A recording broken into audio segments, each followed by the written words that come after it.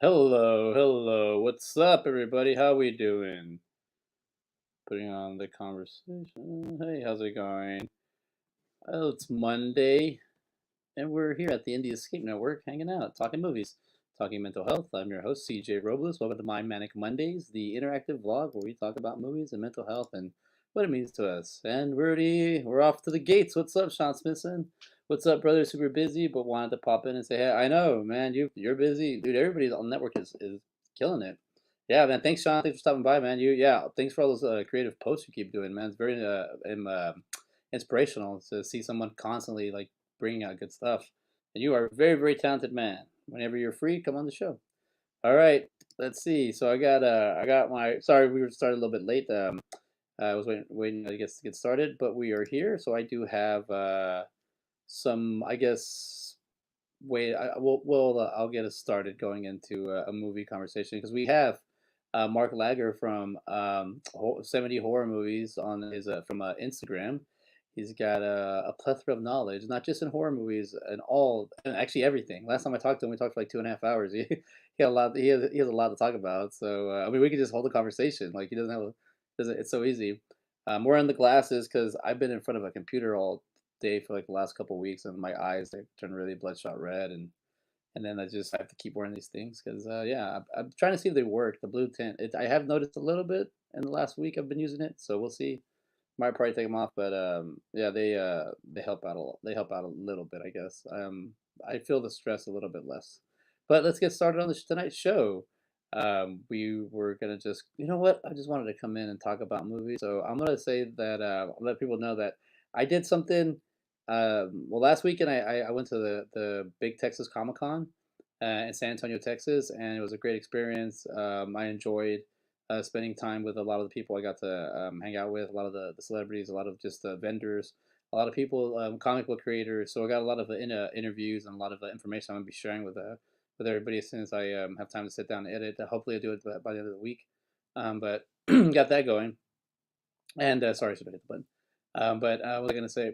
So I got the show going on, and the show I mean I did the Comic Con last week, and I got an interview with Jason David Frank, so that was like it's a really thing I've been working on right now, just getting that thing edited, and it was a good interview about just him sitting down with me one on one and talking about mental health and how he handles it and how he was just kind of opening up to me and just had a conversation like a friend. It was really cool, little sit down, and so I'll have to be sharing that. There's a photo with me and him. Man, yeah, the guy's like he's a very inspirational and has a lot of good energy and he's very very like just get it done kind of guy and I like his attitude.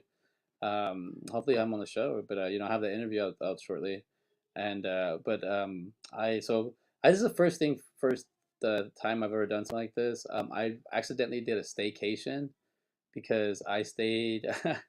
I had to what do you call it? I have a job that I have like benefits and whatnot, and I got it's like busy season right now, so I just got like my PTO, and they're like, hey, you could use it, but hurry up. So before it's because it just hit, so I got to use it, but I didn't get to go anywhere because I had the convention the weekend before, so I used like there goes all my funding, and then this weekend, so I just stayed home and I just worked on the house. I'm working on a lot of the little projects I got going. I got a couple of writing. I got some friends, and I'm getting some writing some projects going on right now and just trying to get more content created, so try to get more. I am spread thin, but I'm learning how to ask for help. I'm learning how to grow a little bit different, and but that being said, I was gonna didn't really go anywhere because I still had to work at the theater, and I enjoy cinema and I enjoy movies and I enjoy just being all part of all this, and so I did want to show a little clip of me working the tech booth. I think this is I didn't I just kind of did a quick little edit, so I'm gonna share this with everybody because this is because I not only do I do broadcasting, I also do theater tech. So check this out. Here's a little clip.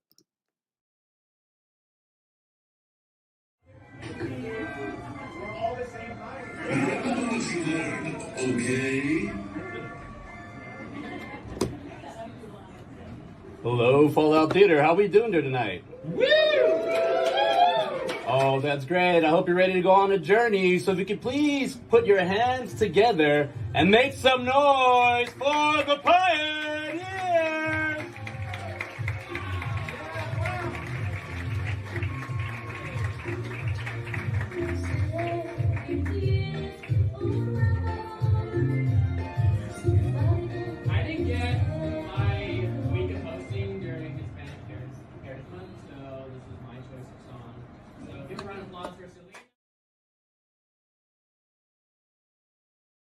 and there we go. And it's just like a nice little like edit, a little it was intro for the improvers that are going on stage. I love it. I love it all. So I got Mark waiting in the green room. I do want to talk movies, so I'm gonna bring him in already because I watched some movies here, and not all of them from the '70s. One for sure we're gonna talk about because it was my kind of my homework, and I need him to break down the movie to me. And the other ones I just kind of watched for inspiration, and one of them I watched just I really enjoyed. So everybody, ladies and gentlemen, I'm gonna introduce to you Mark Lager from IG 70's horror movies. What's up, Mark? Hey, how's it going, man? Going well. How you Thank doing? you for having me back on again. I actually am sitting down in front of my bookshelf rather than using my phone like last time. Oh It's yeah, that's my it attempt to be worked. slightly more professional. It worked out, man. It was great, and we even had J.W. Caldwell on, and it was like Oh man, kind that of guy has his knowledge, man. He was he spouting does some knowledge for sure. he does, and I was looking at the episode before we got started for this one, and I was like, man, it was that long. We did talk for two. It was such a great conversation. I've kind of been Yeah. going through like this little journey, little self growth journey going on right now, and I was kind of like, all right, now I feel like I'm back in the saddle. Let's get back on this, and I was like, I need a guest. Let me bring someone on. I haven't had someone on since like in a while, so I was like, let's just bring Mark back on. Such Hey, a I'm great. happy, man. Volume two. And that's what I call it, yeah, part two. Because I was like, how was your Halloween? Like, what you have going on? Oh yeah, man. So let's see. What did I do? Well, what's funny is that here in New Mexico, it's I mean, it's gonna sound cliche, but it's kind of similar to Mexico, man. It's much more about Dia de Muertos than Halloween. So I went to kind of a cool Dia de Muertos gathering, parade, celebration, ritual, live music kind of thing that they had going in Santa Nice. Fe. It was really cool. Yeah. Yeah, outside of the because the convention was in San Antonio, and right when I walked out of the convention, it was I went in when it was day, and I came out and it was night, but everything was Dia de los Muertos the Muertos, and I was like, Yeah. oh, this is cool, so I'm just gonna kind of go with this. I went with the crowd; it was crowded, but then I realized I was going too deep into like the party circle that I was like, no, I need to go towards the parking lot. I need to go the other way. It was just it was too inviting. Let's see. We got Yeah. Joe Ridgely's in the house. What's up, Joe? Good evening, What's up, gentlemen. Great to Joe? see you guys. What's up, Joe? Joe says he digs your shirt. What's your shirt about? Oh yeah, man. Well, let's see. I can show you the whole thing here. There it is. This was a guy on. I might have worn this last time.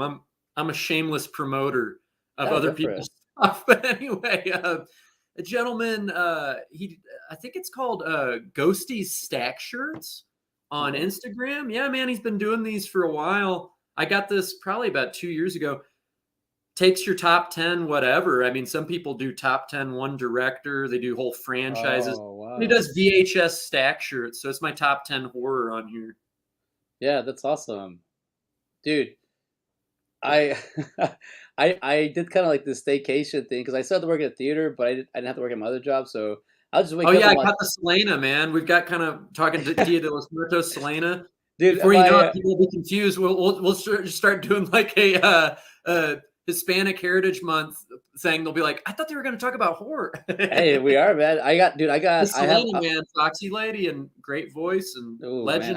Yeah. I love going to a convention. Especially there was a girl dressed as Selena, and they wore Oh yeah, the purple outfit, the gown, and they did the yeah. hair. Oh, I love it. I went to Rhode Island, and there was a girl dressed like Selena. I got it somewhere here, a photo of her. I was just like, wow, she's like she had the white shoes and everything. The dazzle. I was like, oh, it's beautiful. It's my queen, my reina. You know, Yeah. the conventions are like they're always a great place for me to go because that's where I feel like I can be myself. I can unwind. I can hang out with people and talk and just talking movies. Like this past one, I was probably one of the best ones I've ever been to, and just being around just like movie buffs or just I don't know I get why I don't really have to talk. I could just listen to people talk about movies, and Yeah, then getting for to hear sure. their point of view and hear how they like appreciate because then sometimes I'm like, man, I didn't even think about that. Like it's everybody's like in a line and everybody's so close to each other. You can hear everybody's conversation. So when you hear people talking about stuff, I'm like, I'm gonna Google that later. I'm gonna go research this. Like it's just like it's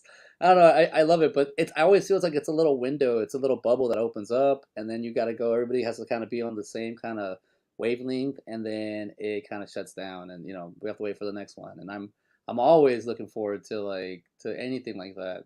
I see That Brandon E. was me Brooks. with music festivals, man, for sure. I know exactly what you're talking about. I did the festival scene for it's been a while, but I know what you're saying. Yeah, you're like, "Man, how come these people aren't in my neighborhood? This is Yeah. my tribe, my crew, whatever you wanna call it," you know?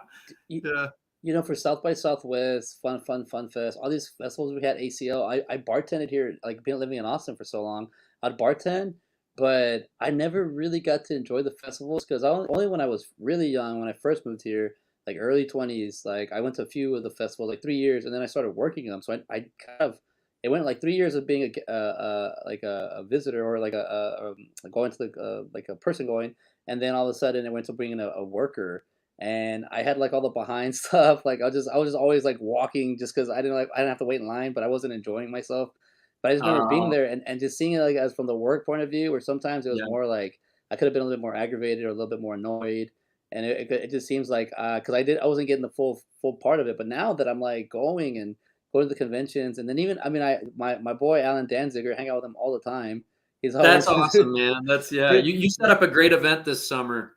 yeah, and then hanging out with him, like, constantly, like, he's taught me a lot, and I've learned, and it's kinda like we're kind of, like, trying to work with him on some other stuff, Oh, but cool. man Very cool. but just, like, just having like, the chainsaw, like, family is, like, so great to just there, like, it's another part, 'cause comic conventions are one thing, and then you have the horror conventions. I'm starting to learn it's, like, different tiers, but, like, what I was saying about the convention, like, the concerts, like, I kinda wish I was on the other side where I would have gone as like a person that was going as like a attendee instead of an Oh, yeah, actual. totally different probably than working it. Yeah, for sure. Yeah, it gets to the point where I was like, man, I should have done more. But I'm like, but I got the experience in it, so I don't need I like I could go through a crowder easy. So these conventions are nothing; they're easy for me. But let's Oh, see, yeah, because 'cause you're used to the yeah, yeah. the chaos, like a mosh pit everywhere when you do it. Let's see, Yeah, Brandon E. sure. Brooks, what's up, CJ and Mark? Looking forward to your '70s horror talk. What's Love up, Brandon? the era. Hello. He loves the era of cinema, man. Yeah, I Yep. I I'm learning more about just like from the last time we've talked, and then I'm open now to like anything. Actually, I even show you what I'm kind of watching right now in the middle. Let me so I can because I got on Paramount Plus and I just started going through all the stuff they had there, and they had a movie called Marijuana, but without the J, it has a H. Have you heard of this movie? Now is that one the first thing I think of is maybe one of those, like, Reefer Madness era, like, 1930s maybe, I'm wanting to say? Yes, yeah, Yeah, 1936 right here. the drug hysteria movies, yeah. Yeah, I've seen Reefer Madness, and I thought that was Yeah. just hilarious. I was like, "Wow, Oh, there's that's." one if you're on the drug hysteria kick, you could watch one called She Shoulda Said No. Look at this That's one, yeah. another one of those that's, you know This Oh, this yeah, says I've seen this one, yeah. marijuana, 30s, yeah. 1936, not rated, 57 they got me with the 57 minutes. I was like, "Alright, I can watch this." Oh, yeah, I'm 36, yeah. It's a crime drama. A girl slowly becomes a dope pusher. Wow, Well, this and you is know what a that was, man? That was that, like so the Hays Code, for the film buffs, you guys probably, know this, the Hays Code got put in right around that time period. There's a brief period in the talkies era from like 1929 to I'm wanting to say like around 33, like, kind of the thick of the depression yeah. where people were getting away with all sorts of stuff, in the filmmakers, very kind of stuff considered very racy and, you know, controversial. Then once the Hays Code came in, that was in place until basically about 1968, where I mean, that's why everything was very like, you know, the bad guys always had to be caught by the law or be punished. Oh, okay, Drugs were so bad. We can't show a kiss longer than a certain number of minutes. We can't have any sexuality. And that's why by the time you get to like we're talking about with 70s, whether it's horror or any of the other genres, by the time you get to 1968, such a pivotal year because that's when the R rating came about. And then, yeah. man, people were able to really be more creative. They were very stifled a lot, at least in American movies in the 30s, 40s, 50s. They were kind of restricted. I think what you're saying right there is with that R rating, I think it was a good thing. I'm pretty sure Oh, for sure, for sure. if I was around that back then and I was a a filmmaker that just put things Yeah. together and You'd be like, already could. finally. Well, no, I think I'd be mad to be like, oh, I got to be creative now. You know, it's like, Oh, okay. I you see. know what I'm saying? Like now I can't just slap things together and call it a movie. Like I gotta Like, like, man, they had this formula in place that I could have easily followed and had instant success. Now I have to come up with something. no, yeah, because that, yeah, it really does. Like it's just so many, like budget Yeah. is like not only like, this is what I'm learning. I mean, I not these conventions are great for me because I go and Yeah. I interview people, I get feedback from them, and I apply it, and I see what it is, and learning financing and learning how to like just kind of like you know, was it Albert Brooks? Or no, is it yeah, Albert Brooks on one of his one of his books he wrote. I think it's like it's kind of I can't remember what it's called, but he talks about I saw him being interviewed with Conan O'Brien, and he said that like you know your budget, what you write, and what you make, and what you even come up with at the very end, like it's all different. But he says sometimes you'll have like this beautiful scene in your head. It's not even it's just one person or two people in a pasture, and it's beautiful like horses in the background and there's rainbows. And then he goes, yeah, but due to budget, it's a guy at his 200 square foot apartment in New York with the blinds closed. It's Yeah. like he's like Yeah. it's the same. We gotta give the same feeling because that's all we could afford. I was like, wow, it's like, but it makes the creativity, the juices flow. Like Yeah. how do we get this? How do we True. work? Because you can make something and you can look back and be like, that is awful. Let's make it a little Yeah. bit better. That is awful. And you know what? This is something that's a good little segue real quick because I always like picking like a somebody that has a motivational quote out there, and I picked Ridley Scott for you because I was like, we'll do some Well, 1970. you're rocking the alien there in the background, I Yeah, see. I love that because you know I saw Aliens first, and then Yeah. when I Oh, boy, such a different tone, the Cameron versus the Scott. did Which is not to yeah say, I mean, Aliens is one of the few sequels that really works for me. I mean, most horror sequels just do not stand up to the original, but Aliens is, incredibly entertaining. Sigourney I, Weaver's still great, and yeah because I feel like the first one is definitely thriller Oh, like first one's much more horror. Yeah, the horror second yeah one's more like action action sci-fi yeah with elements of horror sprinkled in, but first one's just like there's the sci-fi, but it's definitely much more, yeah, you know darker tone. Yeah. it's crazy with about James Cameron is everybody calls him James, but like I noticed in interviews the actors will call him Jim, and oh Jim, My yeah, he's friends just call me Jim. That's yeah, but that yeah. he's like he's very like he's a hard director to work with, and Yeah. like to get those shots, to get like the aliens shots, like to get all that in. That now when I Yeah. go back, I like appreciate him more, and Yeah. like you like last time we spoke, watching now I'm able to watch anything because like before I wasn't like I didn't want to watch like black and white because clearly I love Clerks and Clerks is in black and white, but like I just it's something about that the I don't know the pacing was too slow for me to understand. I think maybe my brain was too like finicky or whatnot, and then all of a sudden like For I you saw it, mean like the how old? Like the any 40s, movies 50s, before my 30s? birthday. So like Oh. movies from like the 70's, 80's, 60's, 50's. Oh I was man, I was gonna say color was they were doing color movies for a while, but yeah no, but it was something like you know because I was raised on just like you I are right can't about like the slow pacing though, for sure. 70s, it's a totally different, yeah, totally I different pacing I for used to sure. love, and that's why I used to love when Vulcan Video was around here in Austin, like just a video Yeah. club, a video store, because they would be like, you go in there, and if you had no idea what to watch, there was the suggestive from the employees, and there was that area right there, and then they'd be Oh like, yeah. they'd be like, what movie you want to watch? And like, I don't know, I don't have anything in mind, and like, watch this, and they Oh get a yeah, book, dude. they I get worked at a video store at one time, and I that was the best part of the job. Really, was when you got to do your and recommendations. and they did that Yeah. with me with the movies Point Blank, and it was that was the Lee Marvin movie, I think it's like Oh, that's '73. a good one. Yeah, that's a Yeah, good one. and then it's the same one with like a 1996 Paycheck or Payback with Mel Gibson. Now it's that a one, I have to admit, I'm definitely much more of a fan of the Lee Marvin. But it's I think I did see that one, but it's been a while. It's been a while. Uh-oh, the next thing you know, we're gonna have the '90s hatred go. No, I'm just kidding. I'm just kidding. it These gets movies with I the like from the shifts. '90s. I had to But do a throwback to the last time when I was just bashing the '90s left and right.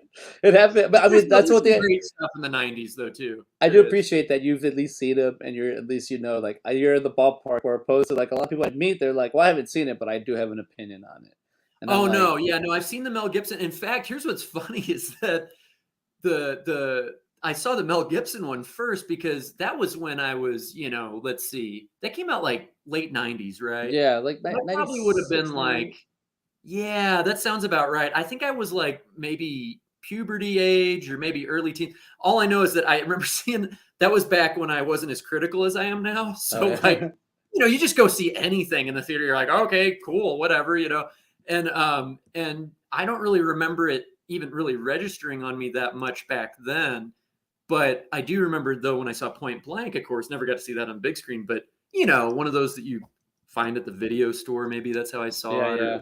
I can't remember. But that one really, I don't know, just Lee Marvin has a screen presence in it. You've got kind of this capturing of this time and place. I don't know, just something you don't get in Payback. In Payback, you maybe get like the violence and you get like, you get Yeah. the action packed, you get that Like part.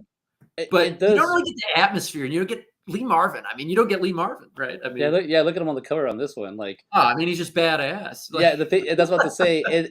I think the thing that really makes this movie is like, why would you screw him over?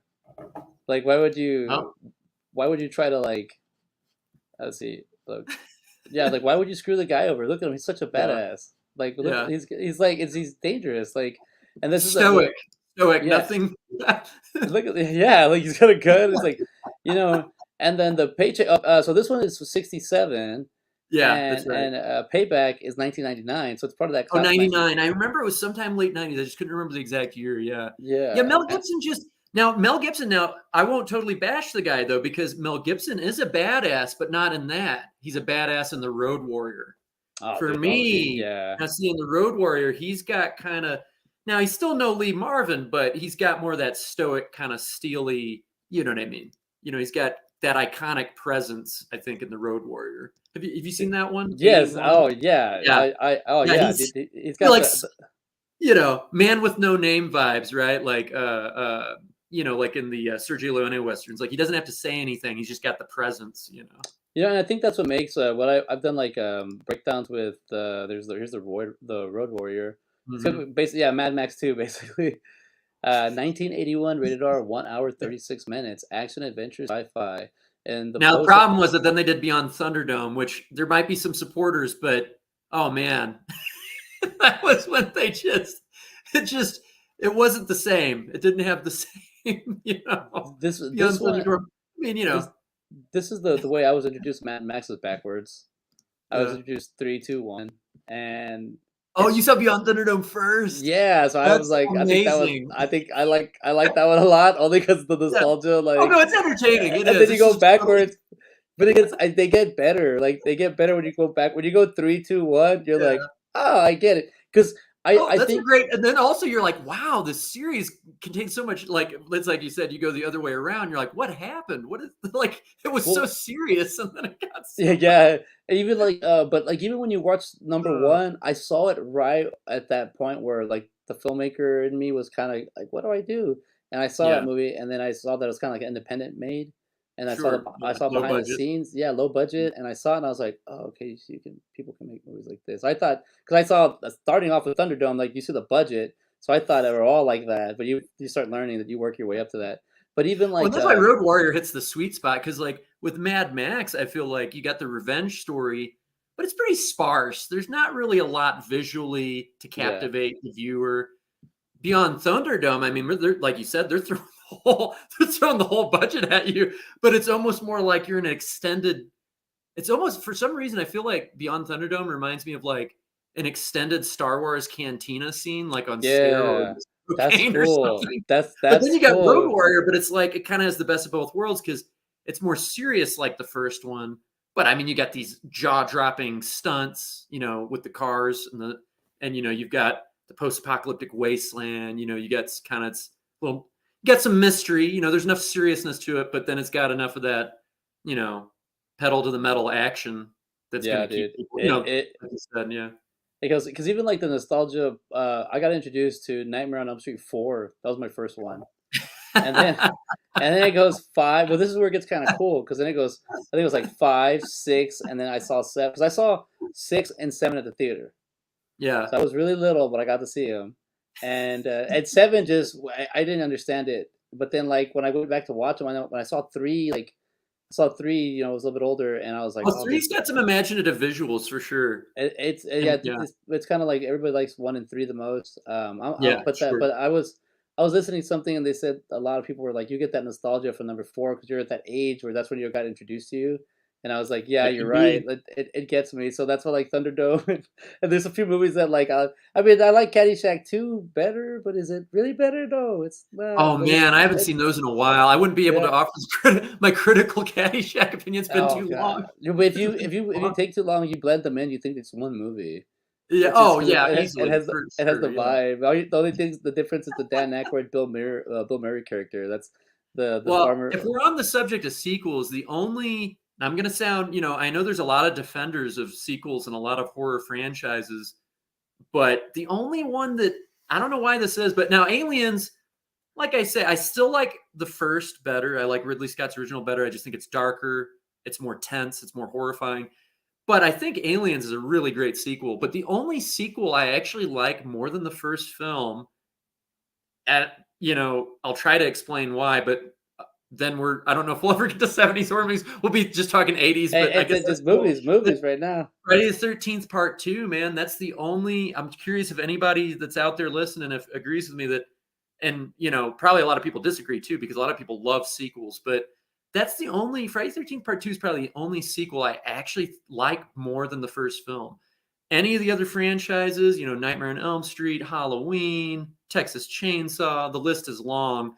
I think it's partially because Friday the 13th, none of them actually had the caliber of director of, like, John Carpenter, Yeah. Toby Hooper, Ridley Scott. You know what I'm saying? These are heavyweights. Friday the 13th, none of the films were really done by heavyweight directors. So I think that's maybe why for me, I actually found that I could actually like one of the sequels more than the first film because Yeah. I don't know. I think the second one, I don't know. It's got that kind of, it's creepier to me kind of than the first one.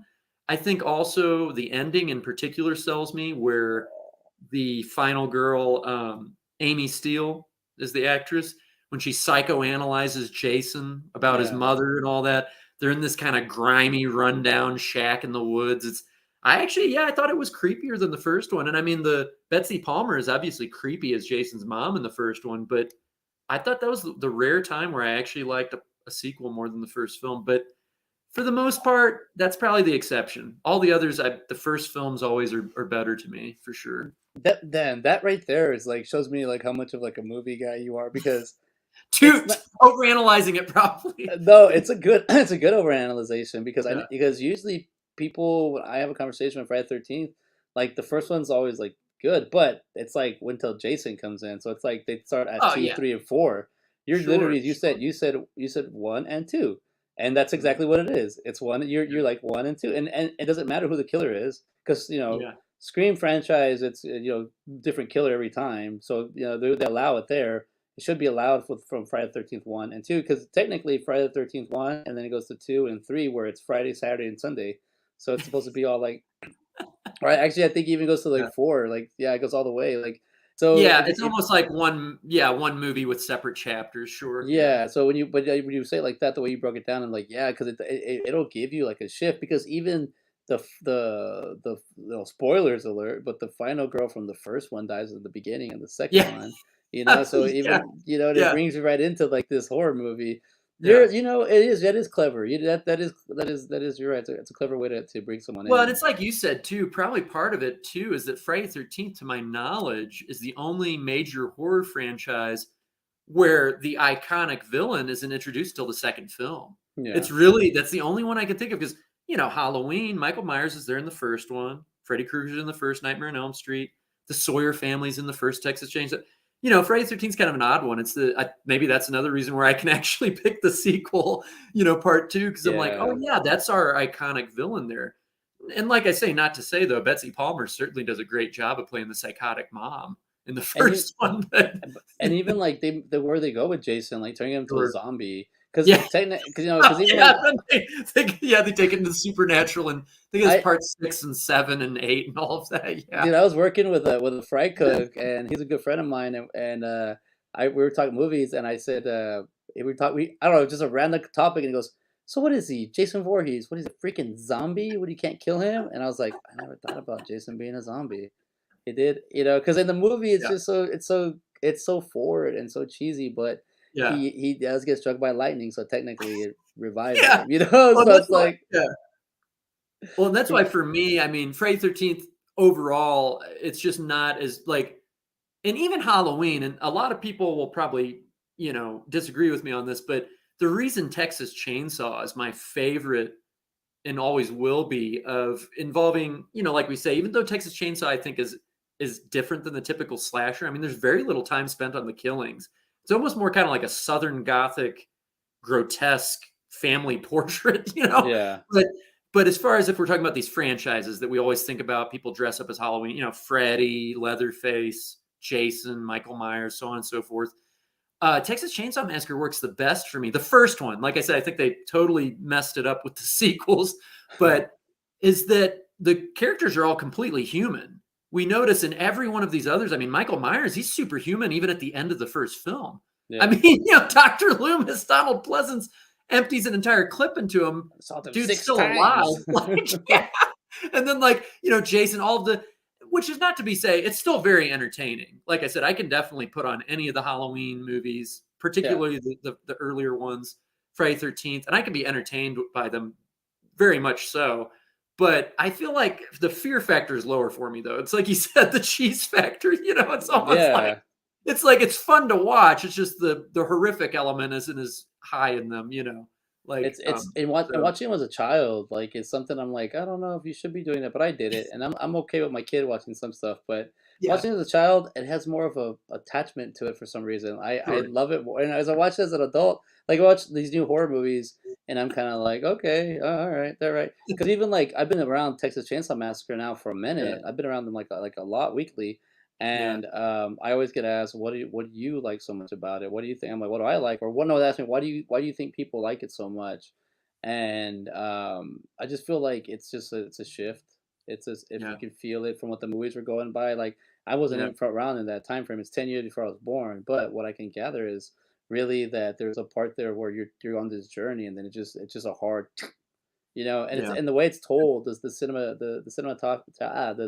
way Sure. it's Daniel really, Pearl, brilliant cinematography. Yeah, and that's like a good thing. And I honestly, I think, and what I've been hanging out with Chainsaw Jerry and all the stuff we see, I gotta say that it's also the fact that the, what do you call it? I think it's just a bunch of yuppies getting beat up by some town folks. So I think because Alan got a kick out of it when somebody posted a meme, and it said technically Leatherface was within his oh, was you with mentioned this last time. I remember yeah, that. Yeah, yeah, yeah. and he loves Private that. property rules Private or property, yeah, whatever. he's like, technically, he was within his I mean, rights. the cook, Jim Sito's character, warns him, like, "Oh, you don't want to go messing around no old folks' property. Them things is dangerous. You're liable to get hurt." What does he say? He Yeah. says, "Some folks don't mind a showing you." And And they should have followed his advice, right? But I mean, then we find out. I mean, he actually secretly was hoping they'd get involved, right? I mean, yeah. he's You know, part of. and I think a lot of the when you get to those points in the 70s where all the movies start gathering, I don't know how we got all the way to, like, you know 9, I know we're at 13 Jasons and, like, 12. Did you see Halloween Well, man, you Ends? know what it was? It was the '80s. Is that, well? We might have talked about this last time too. That, well, it was partially also even pre-'80s. The Star Wars phenomenon is what they called it. Is well, in Jaws, really the Spielberg Lucas phenomenon is what they call it. Is that, high concept? They're like, okay, if we put enough special effects into this, and we've got an easy to follow plot line, people are gonna like eat this up. We got blockbusters on our hands here. And that's pretty much '80s onwards. And I mean, it's been going on with, the Marvel movies for a long Yeah. time. The whole comic book thing is that, like, you find a formula and you're able to, if it's successful, they don't want to deviate. They're like, let's just keep doing this, like, to be Oh, fair, yeah. they did that pre '80s as well. I feel like in the time we were talking about earlier when they were restricted by the Hays Code. Yeah. I mean, a lot of, and there's some great films in all those decades, 30s, 40s, 50s, but a lot of stuff did follow a formula. They'd find a winning formula. That's why there were so many musicals. There were Yeah. so many, what do they call it? Sword and sandal movies, where That's true, there's yeah. none of them were distinguishable from each other, but they're like, hey, we hit pay dirt here. And people are going to come out. They're going to pay good money, at least at that time, right? Yeah. To see, yeah, so that, you find a formula. And then I think that's what happened in answer to your question is Yeah. yeah, people are just like, man, if we just do this once, we're not making any money. If we can do a whole franchise out of Bring it this, back. just everybody wants to franchise everything. But like I say, I think that makes it it dilutes the overall quality of their artistic product, right? Because it's just, you're going to have diminishing returns after a while. You're I mean, exactly you'll still get right. entertained, but it's just not going to be, not going to be Yeah. the same level. So that's my opinion anyway. No, it's a good. That's a good one. I'm with you on Yeah. that one too. Oh, I got to So, bring this up too. I was going to say, I'm trying to keep it on 70's. That's why I brought up Texas Chainsaws. Did you see the interview? It's been making the rounds on social media. You remember last time I gave my controversial opinions about not being a fan of Tarantino, oh but yeah, but I wanted to clarify that not a fan necessarily of his movies, which I know once again there's a lot of fans of Tarantino, but I will say I do think though he knows his film history. Was super funny is that just the other day they've been making it's been making the rounds, this interview he gave. I can't remember who it was with, might have been Jimmy Kimmel or something, but he asks him that you said that there's very few perfect films in cinema history, and you say one of those is Texas Chainsaw Massacre. Yeah, everybody was sharing it. I remember Alan Danziger, Daniel yeah. He Pearl. sent it to me. Yeah. Yeah, And I'm a huge fan of Texas Chainsaw Massacre, and I'm a huge fan of, I've got my personal canon of films, my top 10 and all that. But I was like, man, I don't know. Is there a perfect film? There's probably always something that could, maybe even a certain scene that could be done better. But I got what he was saying, though, if we're just looking at it in its genre, that it really does everything right. We don't have any dead dialogue weighing it down. We don't have, and, I'm not a prude, so I'm not opposed to like, the nudity and the sex and like yeah, the stuff that got, people in the seats with a lot of the slasher movies. I'm not opposed to that, but I do think it gives Chainsaw more intelligence that doesn't have to rely on it, right? yeah, It's just very lean and mean, right? Well, I mean, all the way through, we're being pushed into the uncomfortable situations. And then, as you mentioned, CJ, like we get to that certain section of the film, once everybody's gone except Sally, it's just an endurance test. It's just a yeah, constant, dude. like we don't have any, most horror movies. I watched Halloween. I forgot to mention that along with Dia de los Muertos on Halloween weekend, got to watch Halloween on Halloween, right? John Yeah, Carpenter's. And I was, even while I was watching, I was like, man, this is just not as strong as Texas Chainsaw. And I know for some people that's their all-time favorite horror movie is Carpenter's Halloween. I mean, I love the soundtrack, his use of the widescreen frame. I mean, he does a lot of stuff right, but I think everybody acknowledges there's stuff there though that lays the seeds for a lot of the kind of silliness in the 80s, right? Which is like, you've got the PJ Souls character and who's the other actress? You remember the ones that are like, they're kind of supposed to be Jamie Lee Curtis's yeah. Scream Queens. Yeah, yeah, they're the airhead friends basically yeah. to make Jamie Lee Curtis look smarter. And I just thought it was funny because like Chainsaw doesn't have that. I Nah, mean, nobody's particularly, incredibly smart or anything, but you don't have kind of these like airheads that became so popular of a sort of character in the 80s, which yeah. The kind yeah. of It's like distracts you that. from any fear. Like kind of, You're like, right. That is a good point. That's like that bimbo character is what they call her. hmm. That's what they would call it. The introduction of the bimbo. Yeah, and it's Yeah. entertaining. So I mean, it has its place, but it lowers the fear factor immediately. Like you're like, Yeah, they're then they did the remakes of was it the Wax movie, Wax House of Wax, and they put the Paris Hilton in there. A lot of people just went to go see her die, and it's like, well, that they put that in there so you could go watch the movie, so you could watch her die. It's like, you know, that's a funny marketing gimmick. Yeah. yeah, it's like you put her in there, she already knows what she's gonna play. So to that, it's like, well, Yeah. she's leaving into it. But that is a true point that like when you But watch. don't let me like I don't want to say though that I do respect Halloween very much so. But actually for me, I don't know. I think Carpenter was more successful in his film before his film before and after that. Assault on Precinct 13 and The Yeah, that's Thing. yeah. Both of those are much more horrifying to me than Halloween. Halloween, though, does a lot of things right. The soundtrack is iconic. Jamie Lee Curtis, great final girl, good camera work. But there's some scenes that just are dead weight that you're like, boy, these didn't really have to be in here. Like, I like Halloween from the stalker point of yeah, view. When you watch sure. it, Yeah, I'd watched it as just like a straightforward movie, and then we did it yeah, on the podcast, a side by side with Ben and I yeah. watched it a little different, and I was like, dude, when you watch it like when you're being stalked, it's scary as shit. Like this is a Oh scary yeah, ass and movie. It's like, oh, dude, dude, and another thing it does right, just like Chainsaw, is there's very little blood shown. I yeah, mean, very little. I that's mean, true. it leaves more to the imagination. So I thought that was great. So I mean, You, no, there's a lot of stuff he did well. And but that being said, I might have brought this one up last time. One of my favorite viewings for next month, Black Christmas, man. yeah, Did it you talked, 4 years. yeah, I'm gonna prep for it. I mean, I'm gonna really give props to Black Christmas, and not to say no, John Carpenter's brilliant. I just think he did better stuff than Halloween. A lot of people considered like that was his best. He never did anything better. But I was like, man, no, Assault on Precinct 13, I think, is more suspenseful. The Thing is overall more horrific. Halloween does do some things very well, though, for sure. But Black Christmas does it better in 4 years before, in my yeah. opinion. And a lot of people think, although Carpenter said that he denies it, but but apparently he did know Bob Clark. But a lot of people think he was influenced by Black Christmas. You've got the point of view shots, as you mentioned, CJ, the stalker shots from the killer's point of view, taking place on a holiday, Yeah, targeting a particular group of women. You know, in Carpenter's, it's babysitters. In Black Christmas, it was the girls at the sorority, sorority house. yeah. But Black Christmas is, oh my gosh!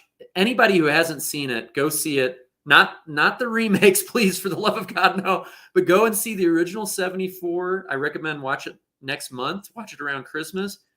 Atmospheric, creepy, and this is the best part: a much sharper screenplay, in my opinion, and much better developed characters than Halloween, in my opinion.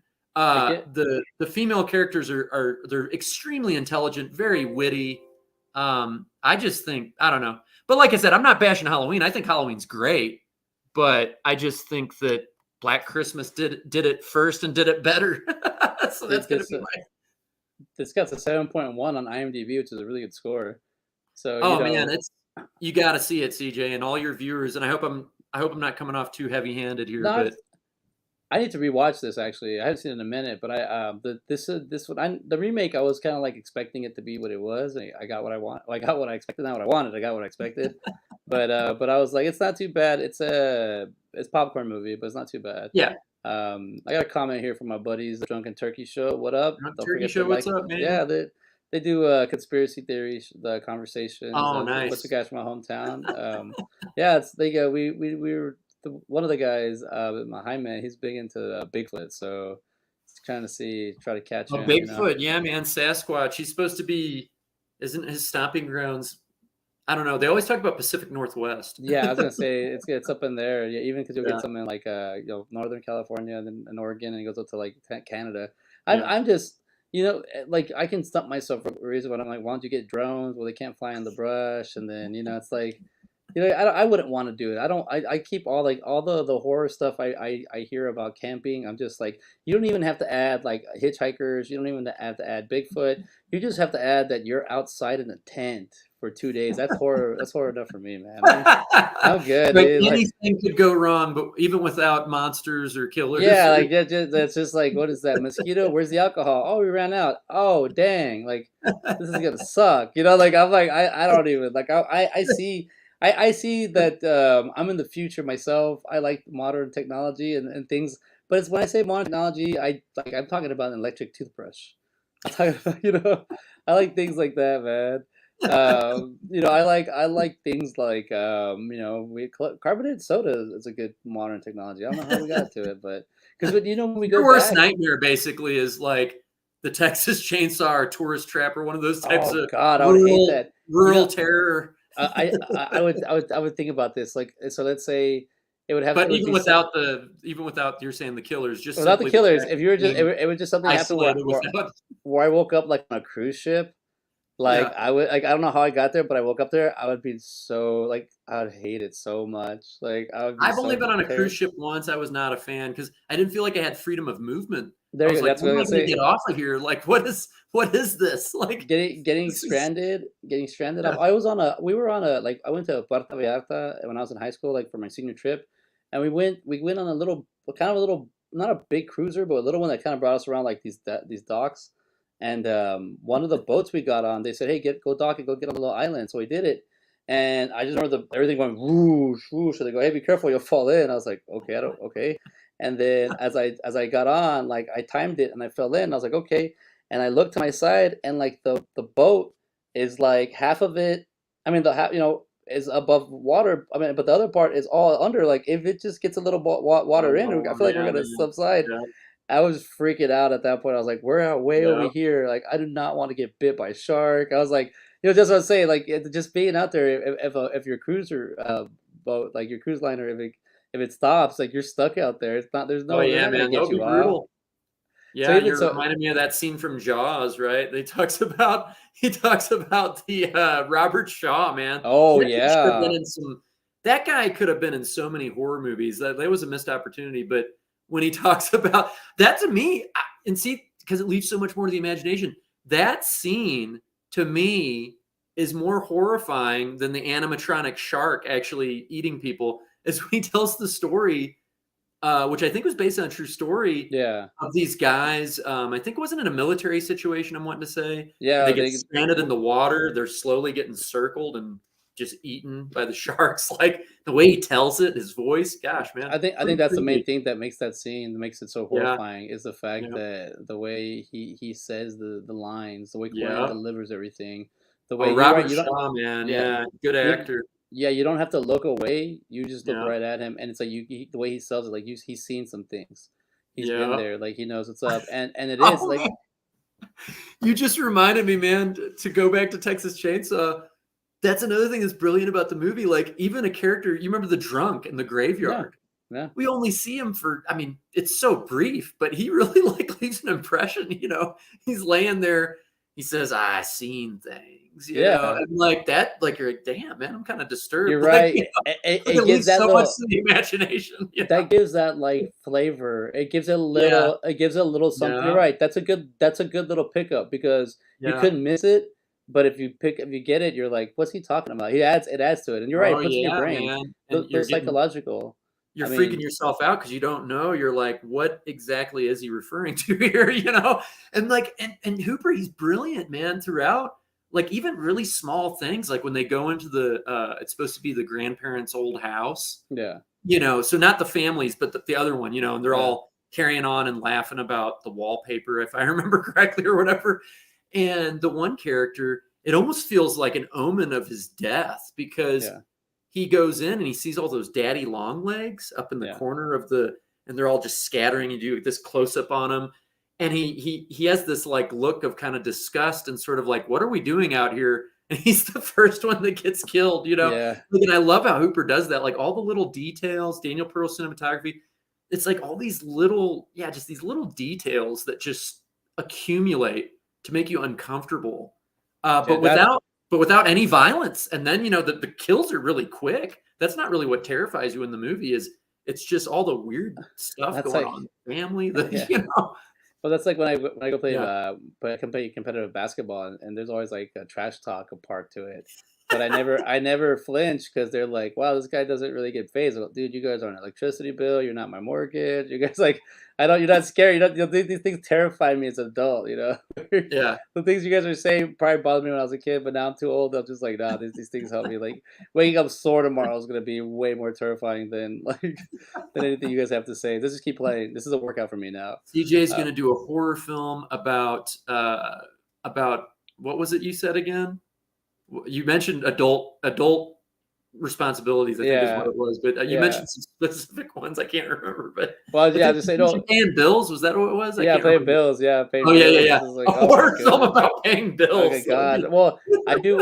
Alan and I have been talking about, because technically we don't know if Chainsaw Jerry died in the movie, so he's got Oh, some ideas, and we've been trying to get him out. So really? Oh, that's yeah, interesting. Even I though got. even though he hits him, you think, Yeah, oh, I okay, mean, yeah, you never know. He doesn't know what happened, yeah, But I love him. He's 80 years old, man, and he's got so many damn ideas.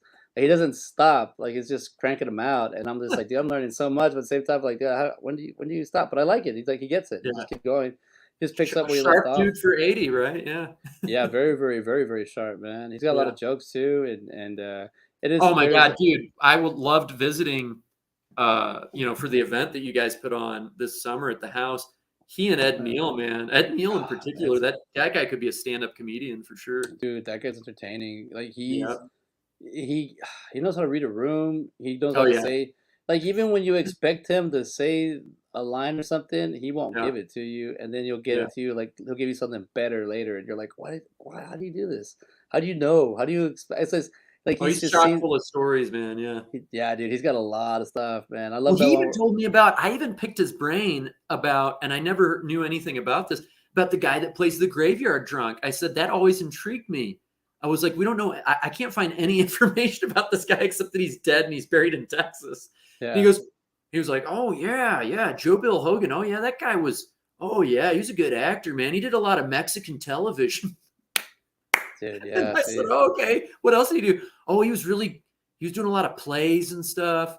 And then, like, but he's just one of those people that, lost in the dust of time. That was probably that was like his Dude, biggest thing was that the less drunk. than, I don't know, what is the scene? Maybe 2 minutes or something. Yeah, In Texas Chainsaw.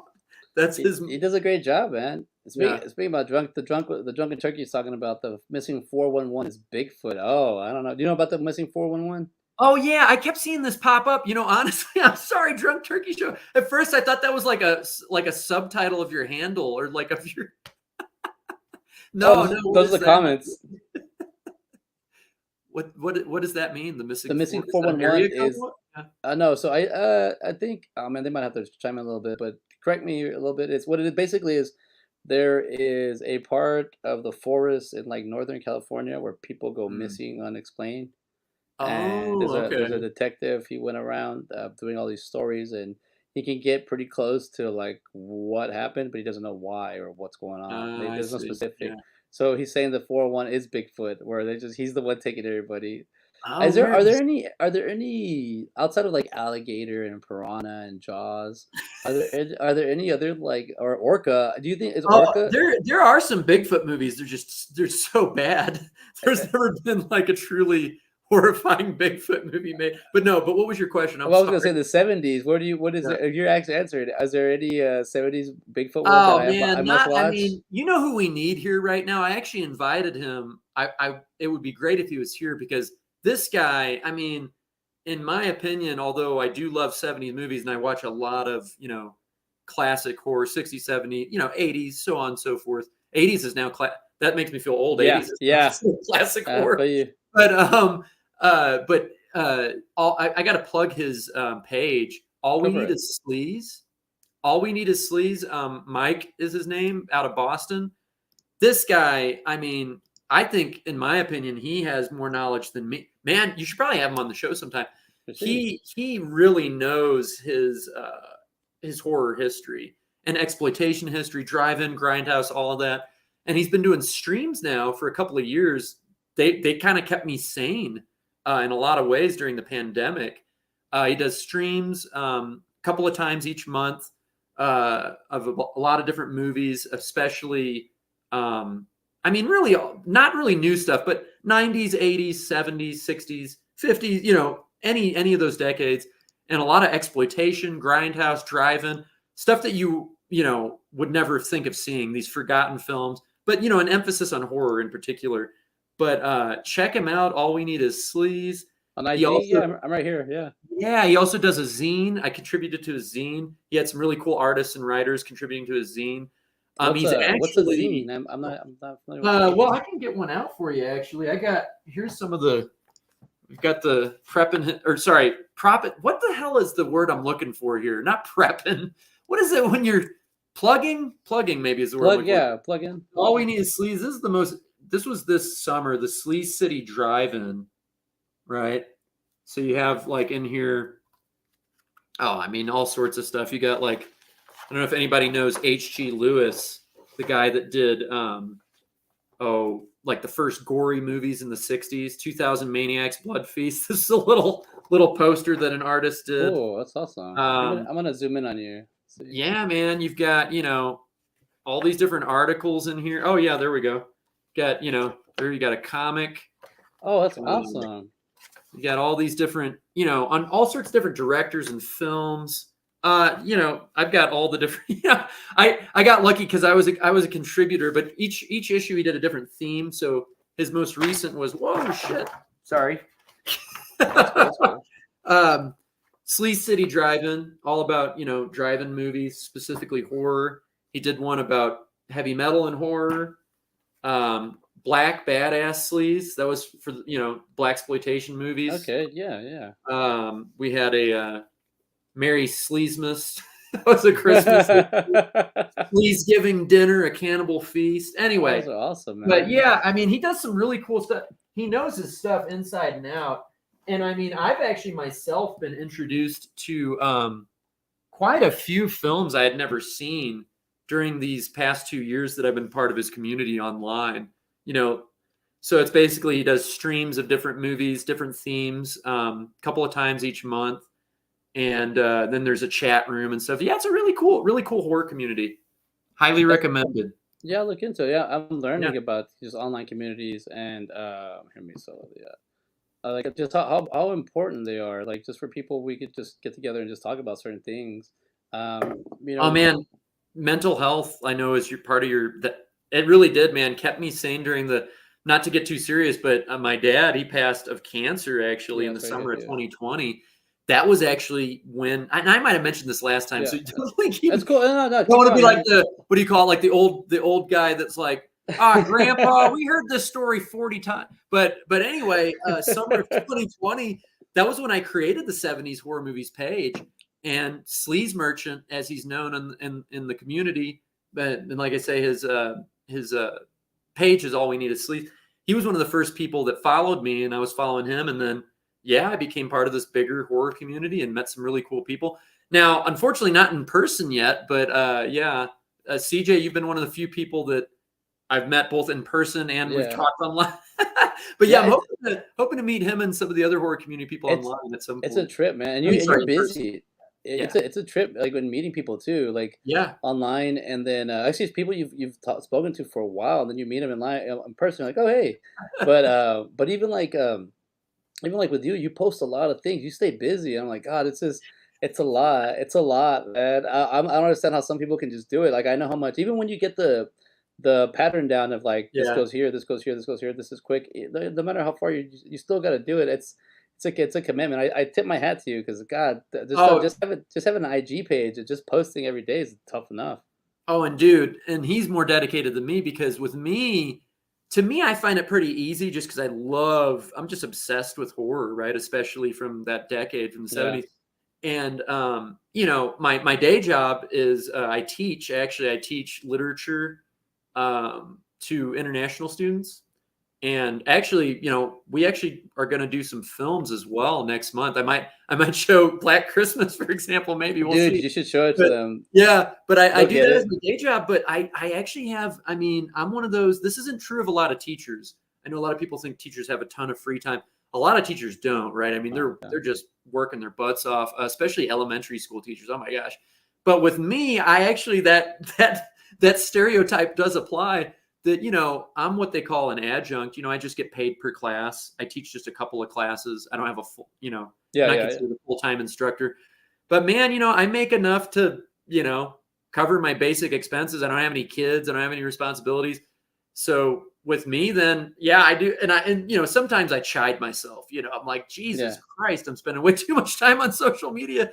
But at the same time, I mean, I've just met so many cool, you know, it's just a really cool community. So that's what's kept me active on it. It's just Uh, because, you know, it's Do just you all the cool people you meet and, you know, And yeah. I don't want to get too personal. You don't have to answer Yeah, this if you sure. want to, but do you think that when your father passed and then you start Yeah. doing this, did it help you kind of like forget a little bit, or just kind of like not forget, but like Oh, for sure. No, help you you're right. focus? Yeah, Yeah. No, I'm like happy to talk about that. Yeah, I mean, and I think this is true for not to speak on his behalf, but if he was here, he'd probably say the same thing. That I think this is true for Mike, you know, the who does All We Need Is Sleaze, and a lot of the people on there. I've noticed that a lot of people, it's cathartic actually.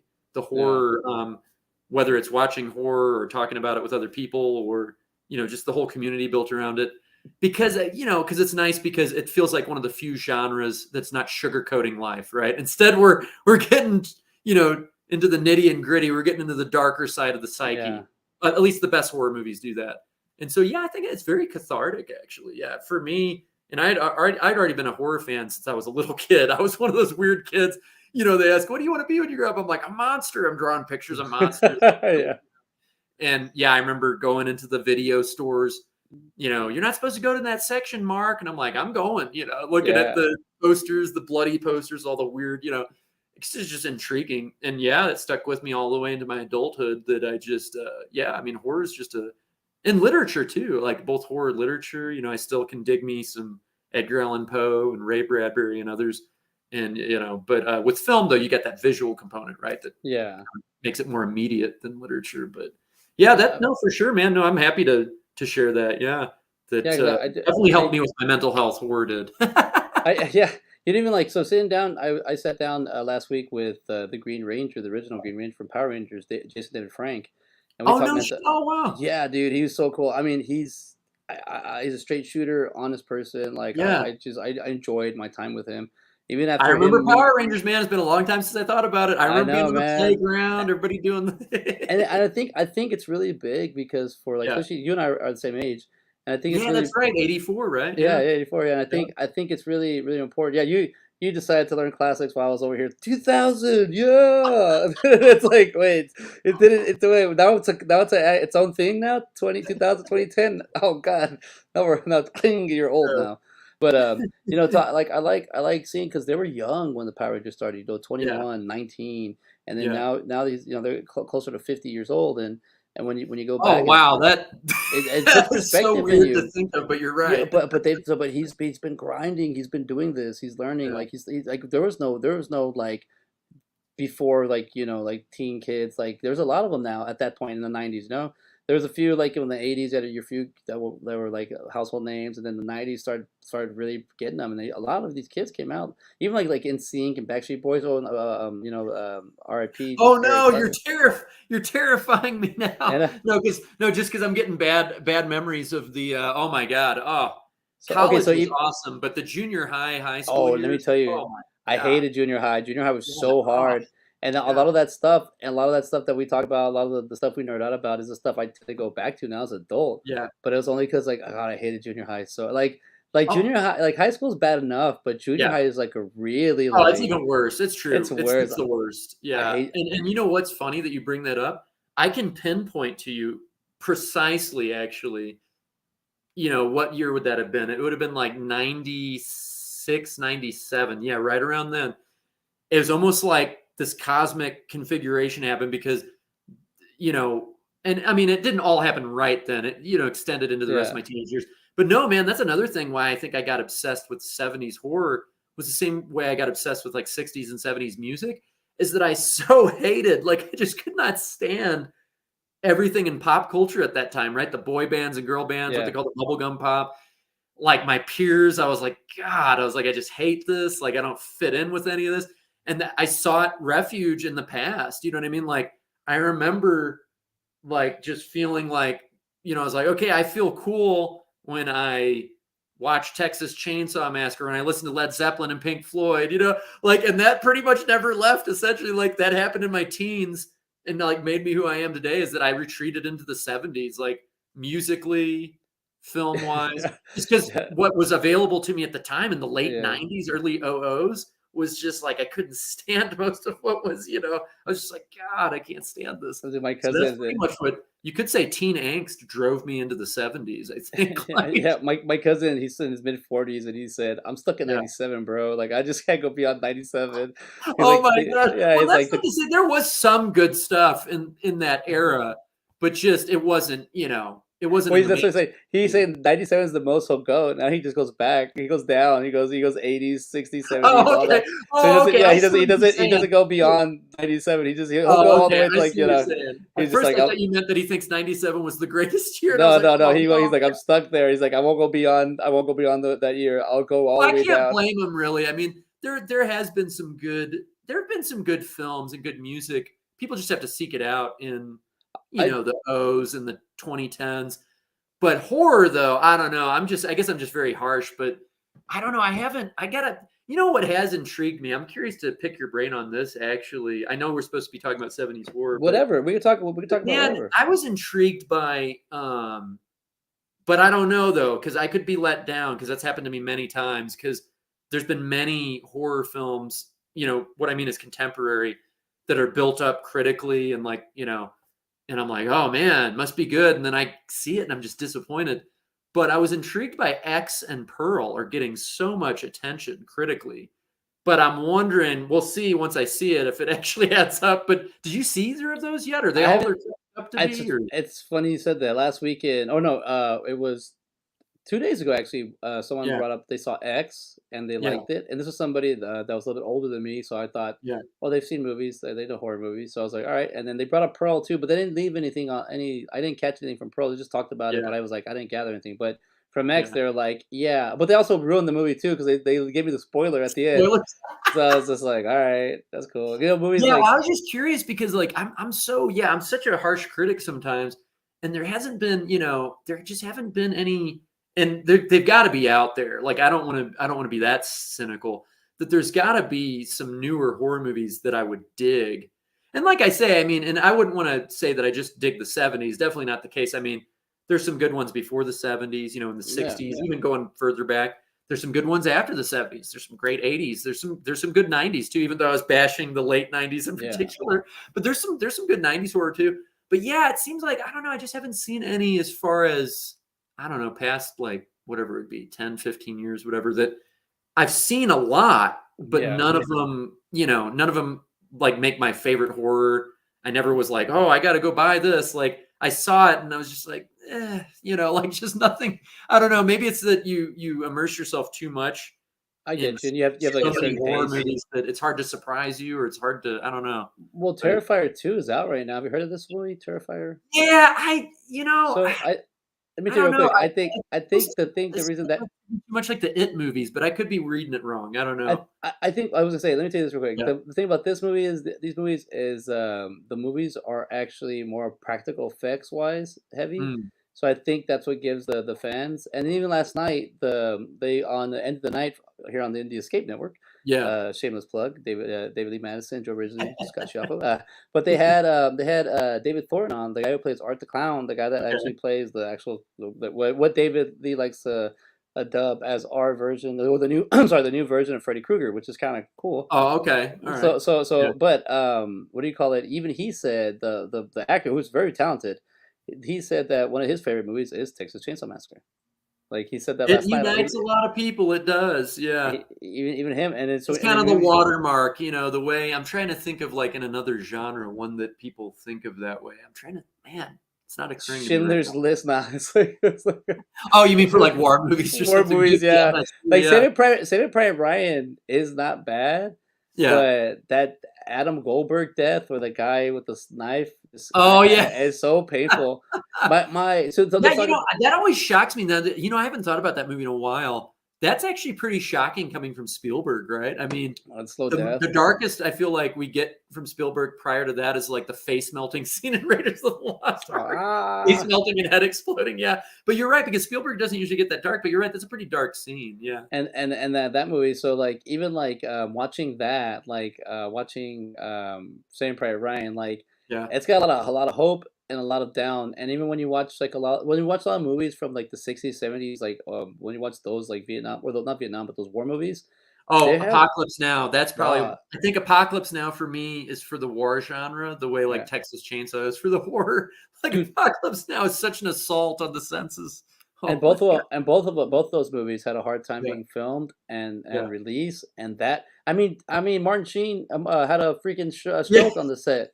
Like, and then he's 40. I thought I was like, oh, well, Oh well, we're yeah, he almost wasn't that 40. We old, look, but yeah, it was yeah. the if I remember correctly, it was that opening set to the doors, the Yeah. the end when he punches the mirror. I He thought that's actually what I read. cuts his It hand. triggered like a heart attack or something. Yeah, and then there was all sorts of problems happening to the Oh crew. yes, yeah, It you're was right. That sick. was that. Yeah, he did. It was a slow thing he had. It Yeah, was a slow heart attack. Yeah, you're right. It was yeah, like a which is punch. pretty scary. I mean, could have killed him. Yeah, Yeah, and he they punched say that. that about Texas Chainsaw. Oh my God, the all the injuries that the cast endured. Well, when I found out that Franklin's death was, like, basically, Toby Hooper and, the Madeline, they're just spitting on Yeah, they're just spitting on, on the Gu sides of the Gunner. wheelchair. Yeah, I was just like, that they're spitting blood, I was just like, Low "Damn, whatever budget, it takes." man. And Yep. I mean, it made the movie, it's canon, it's in there forever, and I'm just like, "That's how y'all made that scene?" Like, I'm like, "Man, I Uh, don't know, I guess I just been around too much yeah, movies at this point where I was just like, I would've got, like, Super Soaker or something, I would've got what I don't know, like, but it's like it's whatever you have, back then, I'm acting like yeah. things were available back then, like, it's not Well, the same. and like, and this is true of a lot of the reason I love that decade so much. And not to say that, I mean, there's some really, oh my God, I could tell you so many. There's so many bad movies in the horror genre from the 70's too. I mean, just literally, To like shoot one out real quick, what you got on top of your head? oh, I can't even, well, there's just Not so not the bad many. shit, just when you watch it, you're like, "What Yeah, the" yeah, yeah. Well, okay, and there's defenders of this film. There, I'm sure there are, but like blood-sucking freaks, it's just there's no plot whatsoever. It's just a series of cheaply, badly made torture scenes, right? It's just an endless. But there's defenders of that movie, right? Because a lot of people love gore, right? So it's a Yeah. very gory. But I got to have a little storyline with my gore. I mean, it's just I thought that was just I don't know. Eh Yeah. eh There's it's some got people that love the hell out of that movie though. That it has its defenders. it's But got I 2 just 2 it titles. was just terrible. It's It's got just 2 a terrible movie. And like I say, I don't mean that necessarily because of being squeamish, right? I'm yeah. not a prude. I can do gore, but just yeah, if I'm gonna do gore at that point, I would rather watch, maybe like Lucio Fulci's The Beyond, right? Because at Yeah. least there I'm getting some gore, but I'm getting some kind of hallucinatory visuals. We've got some atmosphere, with the zombies and New Orleans setting, and there's some very creepy scenes. But blood sucking freaks, oh my god, it's just I mean, essentially, the guy, I can't remember who directed it, but very much influenced by H.G. Lewis. And this is another thing where I might ruffle some feathers if there was anybody that are big gore and splatter fans. H.G. Lewis, that's mainly what he did, and it got people to go to the drive-in. Just a lot of gore, and a lot of it now it looks really bad, right? Very cheaply made, but people still eat it up because it's like it was very unusual for the time. Yeah. In like the early to mid '60s, he's doing these graphically violent. It's just very unusual. That being said, the one H.G. Lewis movie I do think is entertaining. You could say it's a precursor to a lot of these how would we say it, redneck, hillbilly horror movies, is one called 2000 Maniacs, where really in that movie, what's really just as, you know, disturbing as the gore is just this idea of these people trapped in this town where the people think the Confederacy still exists, and they're just, you got this crazy banjo music. It's kind of a precursor to Deliverance too, 2000 Maniacs. But I would, if I'm forced to watch a splatter movie, I would rather watch that. Bloodsucking Freaks it was a chore, man. Yeah, this one just says It horror on was, it for 2000 Maniacs. And then Bloodsucking Freaks, it actually has 2 titles. It says yeah. Bloodsucking Freaks and original title The Incredible Torture Show. It's Yeah. And that's 1970. exactly what you get. I mean, it's just basically just a constant, just a, a fairly plotless, just string of torture scenes for like, I don't know. I couldn't do it. I only watched it once. I've never really felt like revisiting it. I was just like, Yeah. man, this is just, I don't know, just for something like me, it kind of bored me after a while. It was just like, it's just like, is this Joel M. Reed is the director and the writer Oh, director. okay. I couldn't remember. But H.G. Lewis, on the other hand, now, you go back a decade before that, and, his movies are also just, essentially characterized as gore, splatter movies. But they've also got some really odd humor, right? And Yeah. at least in the case of 2000 Maniacs, it's, you'll never forget it. I mean, particularly like the banjo theme that these guys play in. It's, like I said, it's a precursor to like Deliverance, Texas Yeah. Chainsaw, this kind of southern I'm Southern gonna give that horror. a because I think I've seen the remake of it and it was really bad. Oh, So yeah, I think the yeah. remake has Robert Englund from Yeah, I think like I Freddy remember that one. Krueger, Yeah, right? I Yeah. liked it, but like when you the way you're comparing it, I think it was like, oh well, I mean Yeah. I think Oh, man. is that the one where he it's not the one where he dies, is it in the machine? Oh, It's I not can't this remember movie. because it's been a while since I've seen the Yeah, I remake. gotta watch it. But yeah, Yeah, no, that's like all right. So check this out. Well, real quick, let's get to but the Drunken I Turkey didn't. show. It's not a great film, so I wouldn't want anybody to get to the idea that. But you know, It's if the you're a movies. horror history buff, it's worth seeing kind of where some of these ideas came from. But yeah, I love it also too because it's like what they're with the technology they have. It's like nowadays if somebody is trying to make the meta uh, world like horror movie kind of yeah, experience, and then 30 years they get it right, and they're like, well, this guy started it 30 years ago, and they're like, yeah. oh, that's all you get there. So I like going back and revisiting things. Oh yeah, Uh, it's a pretty funny. I mean, well, it's I don't know. Parts of it, obviously, I don't know, could be characterized as funny because it's very violent, but yeah. it's an odd one for sure. All right, let's It's see what the Drunken Turkey Show says. There's a lot of bears. reports of bears and hairy men Oh. involved in this missing 411. There was one that was a toddler found 9 miles into the woods where he was last seen and said a hairy man kept them safe. Oh, I've heard of that one, heard that story. But yes, you're correct on the book of the missing people in the national forest. Yeah, so yeah, it's just like so. Yeah, there's these stories. Yeah, where people like, well, they start off one place, especially children, and then they'll find them like miles apart. So it's like it's a that's a kind of like well, those stories just to hear are kind of trippy, and then to see them in movies, and then to kind of go through the whole stuff. I think also too the 70's horror I feel has like it's the more I spend time with it, it has more of this grittiness, like that more like That's key for you're sure. there. Yeah, You're here. yeah, Like this is what it is. yeah. It is because it is the colors there, and it's like Mhm. how long had color been? 20 years already at this point.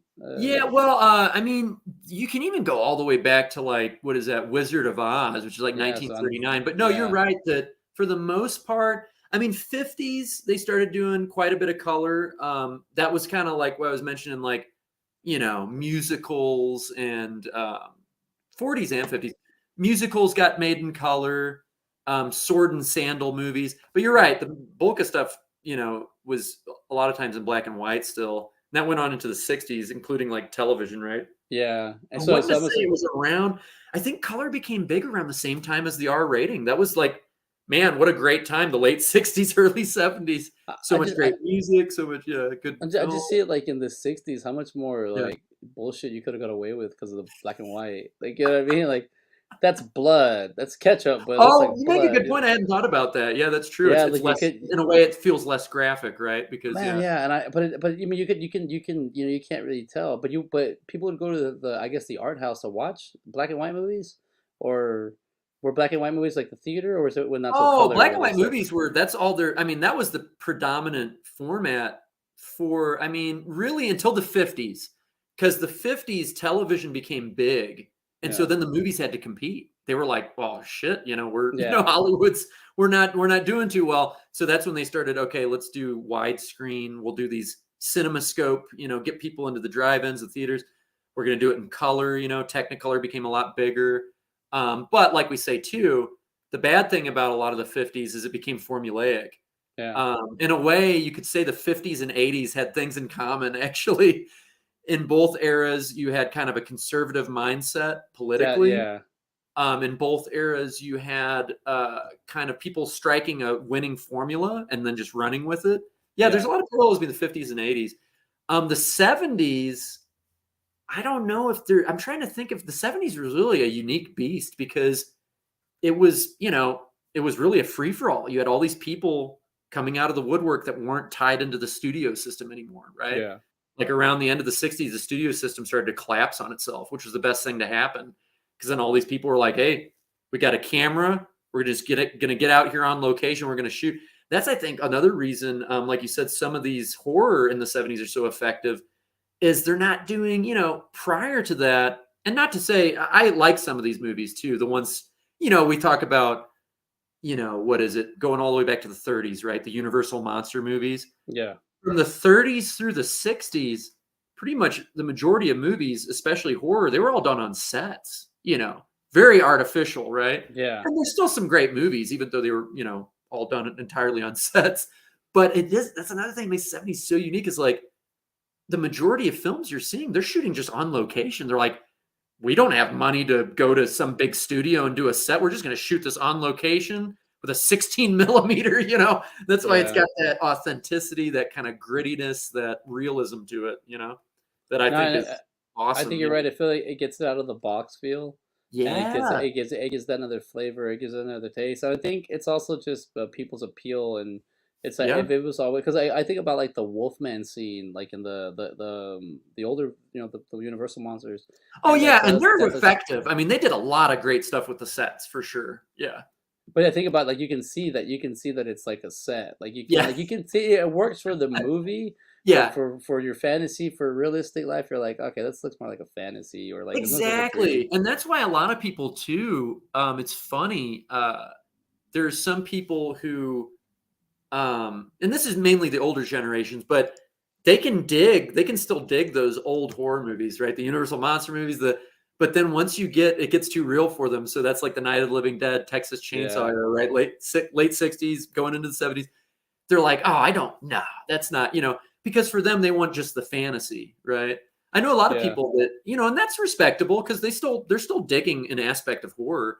But I know a lot of people that they're like, you know, I just want a monster movie or maybe the supernatural. Don't give me anything too realistic, right? You Exactly know? right. Don't put in a certain type of Yeah. Don't give me demographic or whatnot. serial killers. Don't give me somebody that I think could actually live down the road and be making people into, you know, meat or something. Like, you know, don't give me this deranged psychopathic family. Don't give me you I know, feel, yeah, I mean it's true. The 70s got much grittier and more realistic with I the feel like the Evil Dead is a byproduct of the '70s. I feel like Sam Oh, Raimi for just sure. Oh, like most definitely, right? I Yeah, for sure. because if I would have said like 1978, people would be like, yeah, I can see that. But it's 1981. That's what I was checking out real quick. It's like 1981. So it's like an 80, Yeah. made in the 80s, but it feels such an independent, like 70s feel to it. Oh, So yeah, I, and the early 80s is kinda I think we might have talked about this last time, is the early 80s is sort of the I almost call it the 70s hangover. There yeah, was still like, in other words, eventually it died off, like, you know, people were like, "Hey, give us a formula. We wanna, you know, just make some money here." But at the very beginning of the 80s, it is almost like an extension of the 70s. You still had a lot of independent filmmakers not having to rely on the studio system. Like you yeah, said, like Sam Raimi, I mean, they just, you know, they're yeah. freezing their asses off in the cabin, you know, But for a yeah, couple of months, doing just, you know, whatever they could do, you know, on a low budget. And it's actually one of the best horror movies of the 80s, I think. dude, and then Sam Raimi like even does behind the scenes and tells you the parts that are messed up, and you go back and watch. You're like, why did you tell me that? You yourself, you told me Well, that. it's so funny too because you would never expect after him doing that, like he became a big studio guy, big Yeah. time. I mean, you know, Spider-Man and all that. Like you Oh would yeah. never put those two things together. Like the Yeah, way he that's awesome. started, and, you know, it's crazy. Yeah, you wouldn't think, All right, but no, I so think that's what's beautiful about the early '80s is there's still that independent feel DIY, right, do-it-yourself thing going on. feel for But it. then at a certain point, to bring up Friday the 13th earlier, that yeah, I mean, you know, they find a formula. You know, they did that with all of those Halloween, Friday the 13th, you know, and then it just becomes, you know, kind of just comedic after a while. You're just like, okay, I know what's going to happen. It's fun, but it's not really actually dyed in the wool horror. Like it's, you know, Well, we did on side by side when we compared two movies. We did Friday the 13th and Nightmare on Elm Street. And what we thought was the worst Nightmare on Elm Street was part five, and then number eight, where we found out Friday the 13th gets a lot of crap. So we did it. I watched oh, the you eighth. guys did the ones that, okay, yeah. Yeah, we did the worst ones, and then so we did Jason Takes Manhattan, which I find out like I'm like, wow, this is pretty. Like, there's no, it is kind of crap. Like, there's like three people that die in a row where Jason just Most of throws it them. takes place in a cruise ship. It's Yeah, Jason Takes and it's called Manhattan. Jason Takes Very Manhattan. Is that little it? of it is, yeah. Yeah, and he throws it like that's another thing, and then like three or four deaths, he literally just throws people, like he's just Yeah, throwing them, yeah. and then so I'm They ran out of ideas. you did like you can tell. So, but when I went and watched back Dream Child Now that one actually is a much better sequel than Jason Takes Manhattan for sure. well, Yeah. I'll tell you this, I didn't even realize how like Dream Child is so much like ineffective now. We did that Yeah. episode, and then like a few months later, they took away Roe v. Wade, Oh and yeah, I didn't even sure. realize that was a big thing because in that movie, it's Give like it some more relevancy. Yeah. it is because Alice is she's 17 and pregnant, and like her parents are trying to tell her what to do with her body, and it's like you start figuring out like my body, my choice kind of thing, and we started really breaking down that movie, and I was like, it gets a lot of crap, but there is actually a beautiful story inside all this Mhm. silliness of crazy horror graphics, death stuff. It's like a graphic design movie. I love it, but Yeah. like. But like when there's like a beautiful story here, and it's kind of like that's where I feel like at that point they give horror movies slashers they started late because that's like late '80s. They start Yeah. saying like maybe it's a little too much, but I'm like there's still something there. Yeah, Oh no, granted, for sure. It's much more creative than Jason Takes Manhattan. yeah, Yeah. man, Grace, I was just like, oh, I get what people are upset with that one because they're supposed to keep stepping up the death scenes. If you're gonna keep doing the death step it up, they didn't do that. So it's like, oh, Oh, and man, to but plug Black Christmas again, Black Christmas, man, it's just it's in my top. Well, you can see it on my shirt here. It's at number 3 in my top 10. That tells you how much I respect it. that's a yeah. Is Black Christmas? It's got that too, man. Olivia Hussey is my favorite final girl. I follow her on Instagram. She's like, oh, I don't remember how old now. Anyway, she was born in like the 50s, but she's kind of the first really significant final girl. So before any of the final girls of Friday the 13th or Nightmare on Elm Street, even before Jamie Lee Curtis and Halloween, because No, we're talking 1974. The film yeah, was made in 73, released in 74. Extremely intelligent, very resourceful. And one of the subplots of the film involves her standing up for herself against her boyfriend about getting an that's right. abortion. That's right. And this is like, right, like, I mean, Roe v. Wade had just happened. So, Yeah, I mean, it's got, I mean, incredibly developed characters, very intelligent dialogue and script, atmospheric cinematography, creepy soundtrack. Another incredibly brilliant thing that Black Christmas does that I don't think I've seen any other horror film do this, at least definitely not in the slasher subgenre. We never see the killer. that's Now, true. I don't want to do a spoiler alert. I'm not going to give away what happens, but we never see the killer. It's brilliant. I mean, it's like, you know, even in Halloween, we eventually see Michael Myers in this William Shatner Yeah, with the Star Trek Shatner. mask. But you know, Jason with the hockey man, you know, so on and so forth. But like we say, I mean, it really takes that ethos of what you don't see as scarier and runs with it. I mean, Black Christmas is brilliant. It for the people who know it, they praise it to high heaven. But I feel like not enough people know it. You know, Black Well, Christmas is brilliant. well, the convention, I think they were there at Texas Primer like 3 years ago, and Yeah. like their line never like stopped. Like I think I want to say something like that. I think I don't know what convention. I Oh, think there were people from the original. No, wow. I think They're still doing the I want to say that it might have been that, or I don't know. I could have sworn I saw something where it was like that. I could be off, but I want to say that there are like anything like that that's from that time frame, or just '70s or '80s. Like people love, and they get a Oh lot yeah, of because love. it's got classic status now, right? So Yeah, people, yeah, yeah. I mean, yeah, we were talking earlier. So before I let you go, we were already talking for 90 minutes, or I'm like, whoa, what's going on? oh Time just man, oh I'm sorry. yeah, no, time just goes by fast. I'm like, oh, I already Yeah, and I, forgot and I about. always feel bad because I feel like I almost feel like a deja vu of last time where I No, feel like no, we there's a just lot of tangents, but we didn't like well, this is do part a two. more organized, whatever you want to call it, This is part. dissection of the topic or whatever. No, no, this is part two. We're just figuring it out. So I was gonna Okay. say, let's talk about this one movie that I did. I need about maybe 20 minutes left of it, but up until this point, what the hell am I watching? Sentinel? Like Oh, that's the one that you're that. Oh my gosh, I can't believe I forgot his name. It's probably because I only met him once. That's the JW. one that your Yeah, friend was recommending last time. Yeah. yeah. You were like, watch. I am. I mean, it's got great cameos so far. I love the Jeff Goldblum and what's her name from the vacation movies? Beverly D'Angelo. It's got man. I'm watching it, and but it's Meredith, Bridges Meredith. I was Oh like, cool, yeah, yeah, Mick's from the in this. This Rocky is cool. movies. Yeah, I was like, hey, it's Mick. And hey, guys. I was like, oh, but this is a trip. Like, I like the dad was kind of my favorite part so far. But you know what? You know why this trips me out?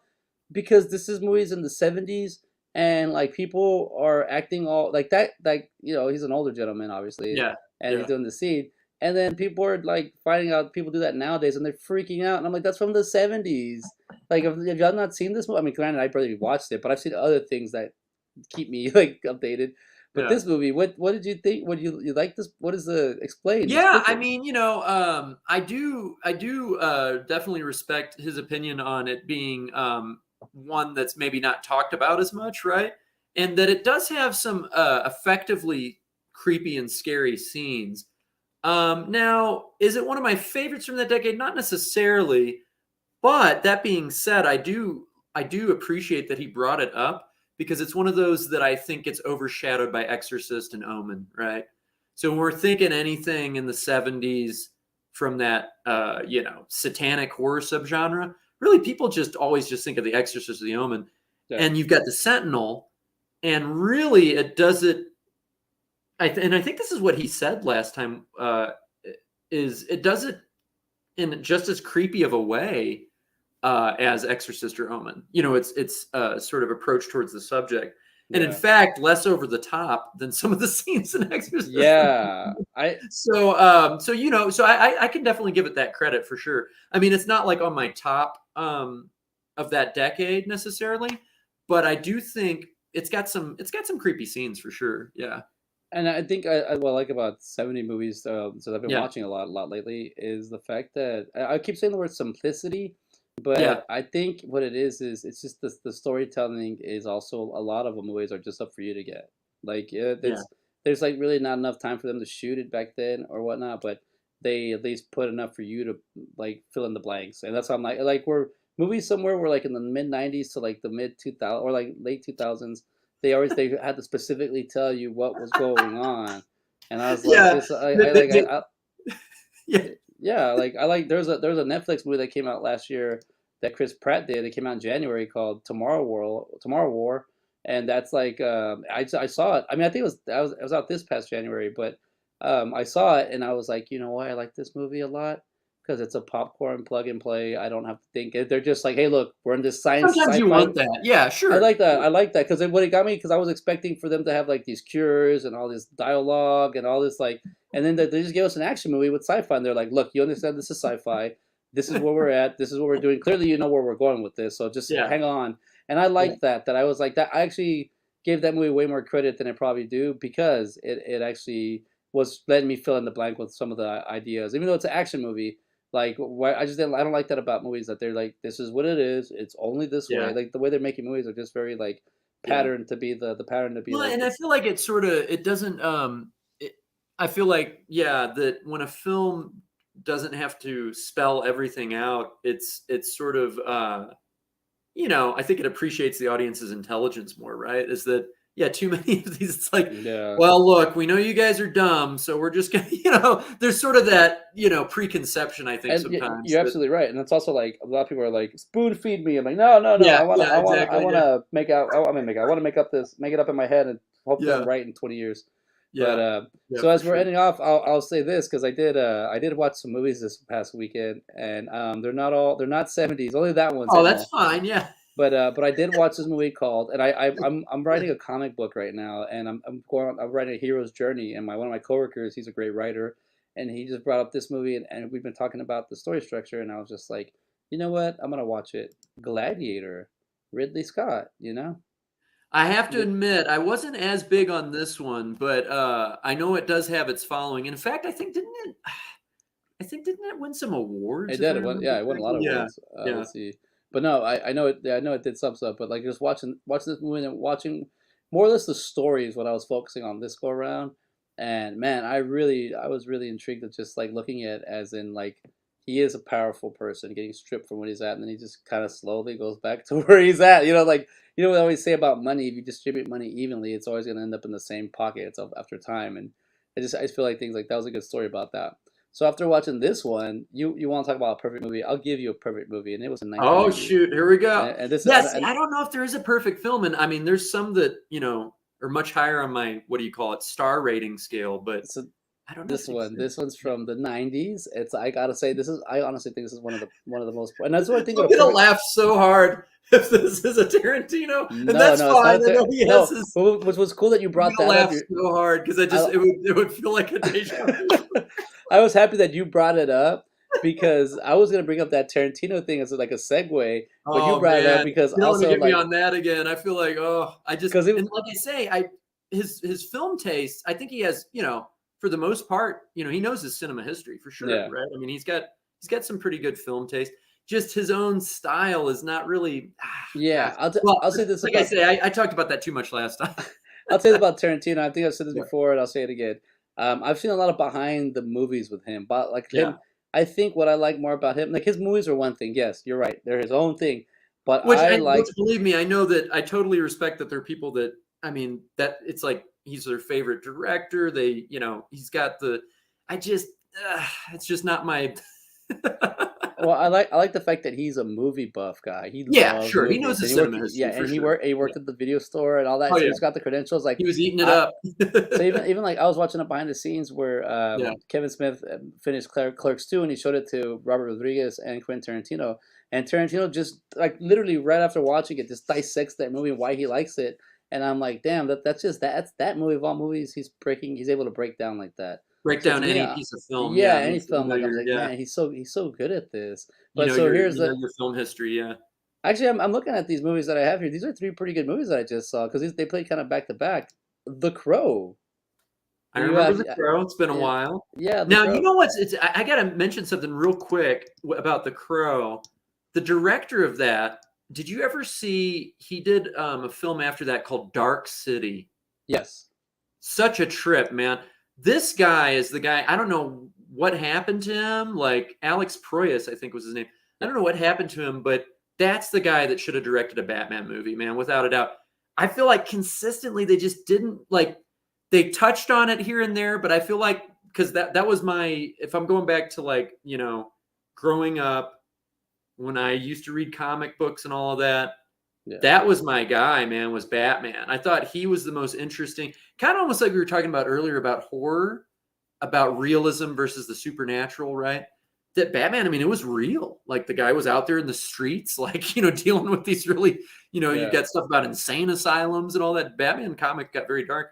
But I thought Alex Proyas, since you brought up The Crow, man, his aesthetic visually and his dark tones, he's the guy that should have directed a Batman film. I think he could have gotten closest to really capturing Batman. I don't think it's been done yet. I feel like people did stabs at it here and there, but they didn't. Yeah, I don't think the really ideal Batman film has not been made yet. But Alex Proyas, man, he could have done it for sure. As this movie as a Yeah. Batman, you're totally. This is a good comic book movie too. I think this is Well, a yeah, The perfect movie. Crow gets closer than the other Batman movies to like the darkness in the Batman Yeah. comics. Yeah, for And sure. and in Batman, I mean, just from the fact like the not the detective point of view, but the fact that the Yeah, problem part of him, I love sure. that. I don't know, just I love about that's like something simple. Like he's a good Yeah. problem solver. Now this 1999 Charm, I watched it. I would say some would say it's a great movie, it's a perfect movie, but Oh uh, no, is this I'm gonna this s- is gonna be deja vu too if it's the one I'm nah thinking of? nah. This is I don't know. It was the 1999, so there's a lot of great hits, but I watched this one too because it's kind of part of my I'm story, gonna but. laugh if it's Fight Club. No, man, I love that movie too, but Matrix, Oh, I okay, The I I Matrix. think No, I know The Matrix. I have to admit, not as I'm with you on The Crow, but not on The Matrix. I feel like The Matrix sort of the criticism I have of The Matrix is it's sort of where we move sort of, which not to say The Matrix isn't the first one to do this, so I wouldn't want to put all the blame on The Matrix, but sort of where we get a little too fanboyish with the graphics. You know what I yeah, mean? Like, yeah, whoa, I'm gonna do this slow motion as yeah, the yeah. bullet flies by. That's I what the feel like nerds that's that where we we. start to go in that direction, and then they like ran with it post Matrix, where you're like, So oh no, like why? so Why? when we were kids, we were young. We were in high school when this Crow movie though, came I out. like the Crow though. Yeah, We're so high. So look, this movie does look pretty awesome. Like just to see like a book cover or like a DVD yeah, cover. the Like this aesthetic. looks Yeah, pretty badass, though, sure. right? But Yeah, when we were younger, I mean, Keanu Reeves really does. He looks awesome as Neo, and yeah, then. But I never thought about putting on the black trench coat on and black clothes, and I mean, I basically do wear like Johnny Cash. I wear a lot of black lately, yeah. The but Man in Black. yeah, Man in Black. But Keanu Reeves, like I never thought about when we were younger. I didn't do that. I don't know if you did, but imagine being like now at my age, if The Matrix came out, I would be walking around like Neo. Somebody would probably think that, like, I mean, this is a bad. No, I I know you're don't. gonna say. I I know can't where do you're it. going with it. I know where you're going with I it. can't do it because it's too nasty. It's always yeah, but I get But you're I meant, right. They somebody would. would be like, is this guy gonna like harm somebody? Yeah, it looks like it. You're right. I mean, Yeah, and I think maybe it might have spawned from here or something. But yeah, to me, I just back then I never thought about like pulling that off, that look off. And then like Grandma's Boy came out. I've never seen that one. yeah. I wouldn't Grandma's have been Boy. able to pull off the Matrix look either. I would Yeah, have. it's too. They even but even I now in was the too future, skinny. it's yeah. Well, that's what I like about the Crow. Yeah, He's actually a skinny superhero, yeah. which is like Well, the Crow too. To mention about the Crow too is that even though I haven't seen it, now you're making me want to rewatch it. Actually, it's been a while since I've seen The Crow. Is that it really? There's that gothic, right? yeah, That gothic aesthetic. There's a lot of kind of like pain and sorrow in the film. I think it makes you feel more invested in the characters. I think You're with right. The Matrix, my issue is that I think the concept is intriguing. When Lawrence Fishburne, are you going to take the blue pill or the red pill? Right? Like, there's this sort of idea of alternate realities, kind of almost slightly psychedelic, but done more through like a, what do they call it? Tech noir, right? Yeah. That Matrix is almost, you could almost say it's to bring up Ridley Scott again, right? Maybe in the tradition of Blade Runner and some of these other films that came before it, but it's kind of trying to be more kind of trippy with this idea of alternate realities and all that. So I think the concepts are very intriguing, just the execution. Yeah, Like I that's a feel like it gets very carried away with like the shootouts. Yeah. Now I'm gonna do the martial arts, like yeah, flipping and it's a, but I it's was a, like, oh man, this is just, I don't know. No, I mean, but when you're that age though, I mean, yeah. it's Oh, true. Like I remember it came out when I was, junior high. I mean, yeah, it probably initially seems kind of badass, but I think though that at least for me anyway, as I got older, I was just like, I don't know. This doesn't really hold up for me. I'll, I'll I'll say that with The Crow and like what you're saying about Yeah, being like a Batman story works perfect because when I yeah, watched it this time, I was looking at the dialogue, the way that they were dialogue, sure, yeah. and it is like a dialogue like a comic book, and that's so on Oh point. And yeah, I think that's what gives The Crow. And also, I just not to get too emo on this, but I think Brandon Lee lives in the movie. He died on yeah, set. And I yeah, feel, and also one of the characters in Gladiators died on set too. So I feel yeah. like they're one of the main bad guy, one of the main guys. I forgot what his name was in the movie, but he died. He's an older guy.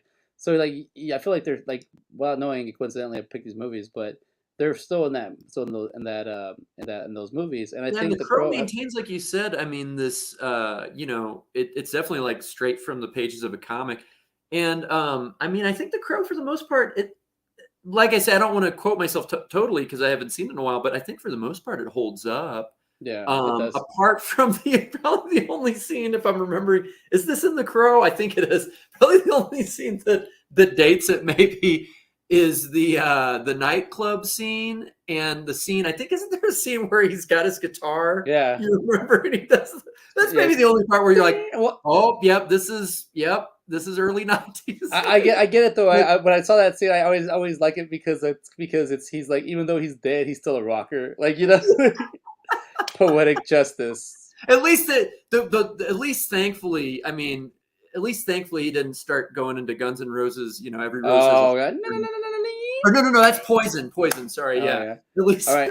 now So then really we would have been like, oh, The Crow. No, what are you doing? Why did this happen? all right, and so my last movie, I did see another movie on Saturday night, and I really Okay. enjoyed this So this one. is And a triple 90s, right? You said. well, these were all like kind of yeah, these were all 99, Yeah. 96, 99. Yeah, those are all And I didn't 90s. mean to insult The Matrix because I know it has its. No, My oldest brother, man, he freaking loves the Matrix movies. His favorites are the Matrix trilogy and the Lord of the Rings trilogy. oh, And me that's and him have diametrically opposed tastes. So he's always like, man, he's like, you don't like a single movie in my collection, do you? And I was like, well, yeah. I mean, these you have that, totally different at least tastes. you have that with the brothers. You can figure out the Oh movie man, difference. but But check this out. I yeah, think I don't even know I have to do research because I don't even know it's a mockumentary or a documentary. I know it's a kind of an autobiography, but it's about a guy we grew up with, and it's called Weird, the Al Yankovic story. Oh, okay. Now this is actually this is brand new, isn't it? Yeah, this is new. Yeah, no, I haven't seen it yet. Yeah. Oh man, Weird Al, funny guy. Yeah, for sure. Yeah, dude, I love Weird Al, man. Yeah. Like one of my buddies when we were younger used to call me Weird Al because he was like, "You're always changing the words and lyrics." I'm like, "Yeah, it's so easy." I Yeah. enjoyed it, but watching something from like I mean, the way this thing was made. I mean, even like Daniel Radcliffe, Harry Potter plays him. I get everything from this movie is it's a cool little like just a cool little I don't know story of somebody exaggerating, but also telling like I can't tell, but the reason I like it so much is because it's from something from the '80s, Weird Al, and then all the way till now. Time passes That and now this one was unexpected. Yeah, I was thinking there was going to be another 90s movie. But oh, didn't weren't you going to tell me your perfect film though? I'm no, incredibly the Crow intrigued the now. Crow is Oh, one The of those Crow was your. perfect Oh, films. okay, I Not see. my perfect film. Oh, I okay. think it's Okay. one of those that is a perfect film. Oh, okay, I Because like see. I think it hits all the spots right. I think it hits like I said, right, even like watching the dialogue from comic book, like even like I mean, there's a scene where the main You're saying even character. with the guitar scene, it's still Yeah, yeah, yeah. well, because I actually like him more now because I said he was a Oh, rocker. He was a rocker that was murdered, and he comes you don't back. think that interrupts like the overall dark gothic tone? Well, he's not really. I mean, he does. He gets a little. I mean, you gotta understand. We're from emo generation. I'm okay with the Yeah, yeah, no, yeah. yeah. I'm okay with the Linkin Park sneaking in there. But I think the fact that, like I said, like he's even though he's dead, he's still rocking, and Yeah. it's a good. It's a dramatic scene. Yeah, it's very campy than that 90 cents of Lethal Weapon of being dramatic and I'm gonna get this guy. We're going down. Like, yeah, it Oh has man, that. have you seen, you seem like you would probably appreciate this show now that you brought up Lethal Weapon. It's Always Sunny in Philadelphia. Hmm. Oh my God. Their Lethal Weapon parodies had me laughing Yeah, so hard. Oh my gosh. dude, With that the show. I mean, that's a metal. really good show. I like when you watch the behind the scenes of how that got started. They were just they shut. I think they shipped a couple Danny episodes they made DeVito. with a VHS, and then Yeah. the network was like, "All right, go ahead, film it." And they're like, "All right, who are you gonna get to play us?" What do you mean? You guys are playing it. And they're like, "Oh crap!" So they have to like learn how to play the characters. Dude, the ceiling touch on that though, the thing that really is like Danny DeVito. I just Yeah. love that. Like, hey, they somehow roped him into doing just this Well, completely bizarre Frank show. Like, Reynolds, like, yeah. dude, the thing about they finished. He's not in season one, so they finished that, Yeah. and they needed somebody, and they said we need a big headliner to play the dad, and they jokingly said Danny DeVito, and then they stuck with it, and they got him. I don't know exactly how they Oh, got him, and he but brings some of the most bizarre, like, yeah. He's yeah. how many seasons are they still going? Man, I completely forgot. I mean, now that we're talking about it, I haven't watched it in a long while, but I mean, I was watching it for years and got a 2005. huge kick. Now, see, in general, this is something you'll find out about me too. Now, not to say, I mean, I'm picky sometimes about TV too, but I feel like I'm less critical about TV than film. I think one of the main reasons, because with a film, I think of it as like being like, I mean, there it is. Unless you're going to do a franchise, you got to get Yeah, it all right in that one entity. But I bro. think with TV, I think with television, it's like you can really just sort of, kind of let it evolve, right? You can kind of have fun with it. It Yeah. doesn't, yeah.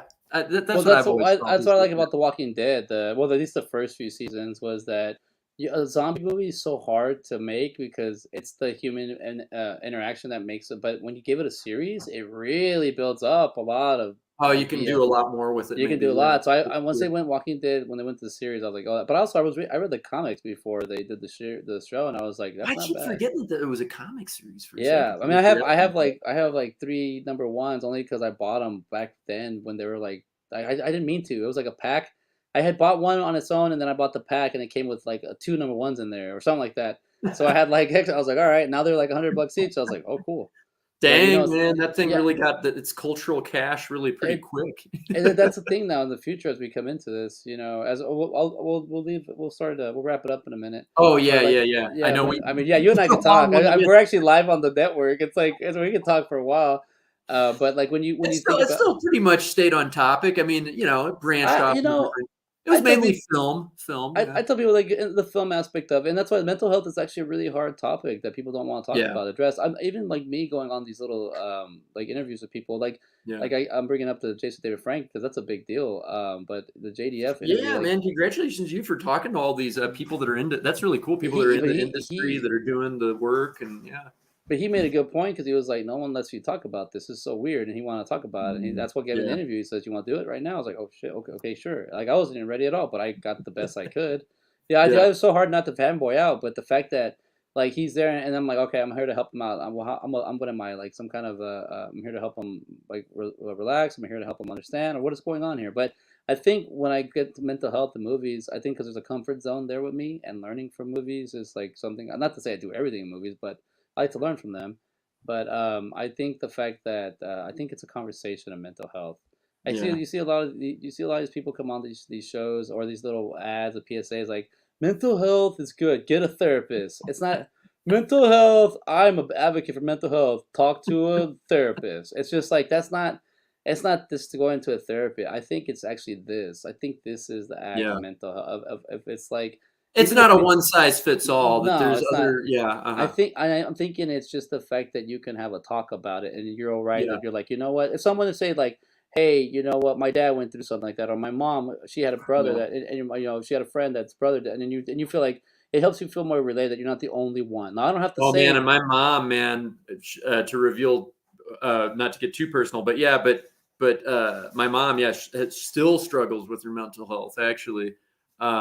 Unfortunately, and I think what would help her a lot is, like you're talking about, is that too many people rely, I think, and I'm not saying, I understand that. I mean, some people actually do need, right? I mean, they're like, hey, the medication helps me, whatever, that's yeah, cool. yeah, yeah, But because I don't want to be like yeah, anti-science, which I'm not by any means.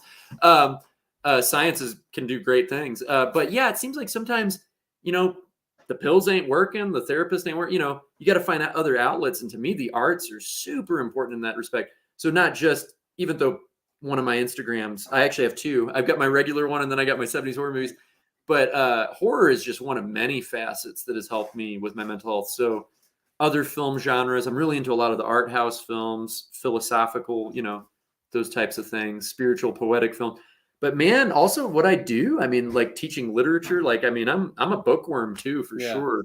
I mean, all the arts in general, I think, are healing big time. Any of the, whether it be, music. I mean, and I'm huge on.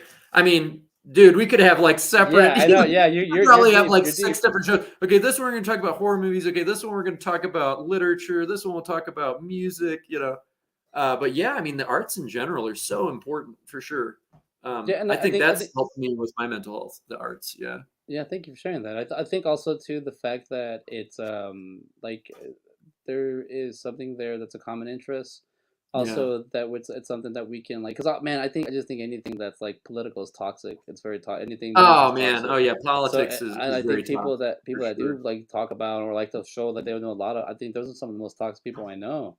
And I'm Yeah, like, and some of them don't necessarily start off toxic. It's just it's an interest there that they got into, and it's like, oh, and to me, I think just the conversation, or just to let you feel that people are like, all right, I'm not alone in the sense of that, and I yeah. think that's what mental health is. But it could be a lot of things. I'm just figuring it out on my own. I know let's do with the with pills and placebos and whatnot. I just think like if you can fill it out holistically, or just try to figure it out baseline of what's going on. A lot Hmm. of times you just need to remove things that you didn't know you had, and removing stuff, conversations help out, Yeah, but for sure, man. I think even like with like the genre of horror movies, like if you just have an interest, I think Yeah, that's where it starts. If you just have a yeah. little interest, I think that'll help you out. Like, cause like depression doesn't go away for me; it lives there. I gotta Oh learn to yeah, you gotta I've struggled before, yeah, and I mean, I'm in a better place now, I think, than yeah, I was in my 20s. But I think that's also because you just grow as a person. yeah. Learn But to it's let like you things said go. though too. I mean, you can, you know, what was the term you? Oh, placebo. Yeah, Yeah, that you can end up having this thing of people at any age group. I mean, my mom, right? She's still, it's like, and I've been telling her this for decades that, like, and I know it's not that easy because she struggles more than I ever have. yeah, But yeah, I mean, you do have to find, you got to have something that to keep you mentally, I don't know, what's the word I'm looking for? But, I would say interests. You got to have yeah, something that where you can get outside of your box, right? Where yeah, you that's right. can, like you said, find a community of some kind, even if you're not a very social person, right? Because I'm very talkative, but for the most part, I feel like I'm more of an introvert. But around interests, see, then I'm like, Yeah, there you go. Well, the yeah. same thing with you and So me. Like, oh, I could yeah, talk about true. anything too. Same, yeah, it's Yeah, like you. So I think this helps us out, and it helps us really like be like, and also this is live or it's out there, so it's a little different where you have more of a confidence. I think like I want to be better at doing this opposed to just talking. But I think we've hit a good point of a pause here, to say the least. About to hit 2 hours. Mark, I could talk to you forever, brother. It's so cool meeting man, you and I getting to know know that's you so better. funny too, man. Last time you're like, or no, no, not last time. Well, yeah, last time, but this time too. I remember we even did a pause earlier. You're like, well, we're approaching the hour Yeah, and mark. I was like, oh, is that where we're supposed to? Oh shit. it's just because I like, and that's the thing about the show. I mean, I love that we're Yeah, able to show this, and this is yeah. like, I mean, yes, I've met you once in life, and I'm getting to know you more. The more I get to know you more, and I'm like, cool. This guy appreciates the same things I appreciate, and not just the fact like it's the same Which exact hopefully I thing. don't get too harsh. I always try to. I hope I leaven some of my rather critical opinions with I some humor. I like honesty, man. That's all. I don't I am. care I if can be it, pretty blunt. I love honesty, man. Anybody who's honest, Yeah, you can't crack yeah, them, man. So it's just like, yeah. hey, but you might not have the best honest opinion, not you personally, but people, you might not have the Oh best no, honest that's opinion. cool. But at the same time, I'm like, I'm happy you have one because even just Yeah, having, like I said, having that little interest, that yeah, starts something. And that if you're interested, yeah. try it out, see if you like it. If you don't like it, go back. And this is where we'll end with this. The Ridley Squat quote, the Ridley Scott quote was, yeah, Scott quote, squat. Never put off by anything because failure teaches you something. Basically saying, don't give up because you'll learn from there. And I like that. I like that. Like, that's a filmmaker, somebody that is saying like, it's you're gonna mess up, keep going. And that's why I always like about something that I might not be the best at something when I start, or I might be doing it for a while, but at a certain point, Yeah. like, I'll understand, like, you need to go somewhere with, or you need to do something else. But you don't give up. You don't stop. You just keep doing it. You keep. I mean, I was looking at my shows at 44 episodes. I don't know if any of them are good, but I'm still going at them.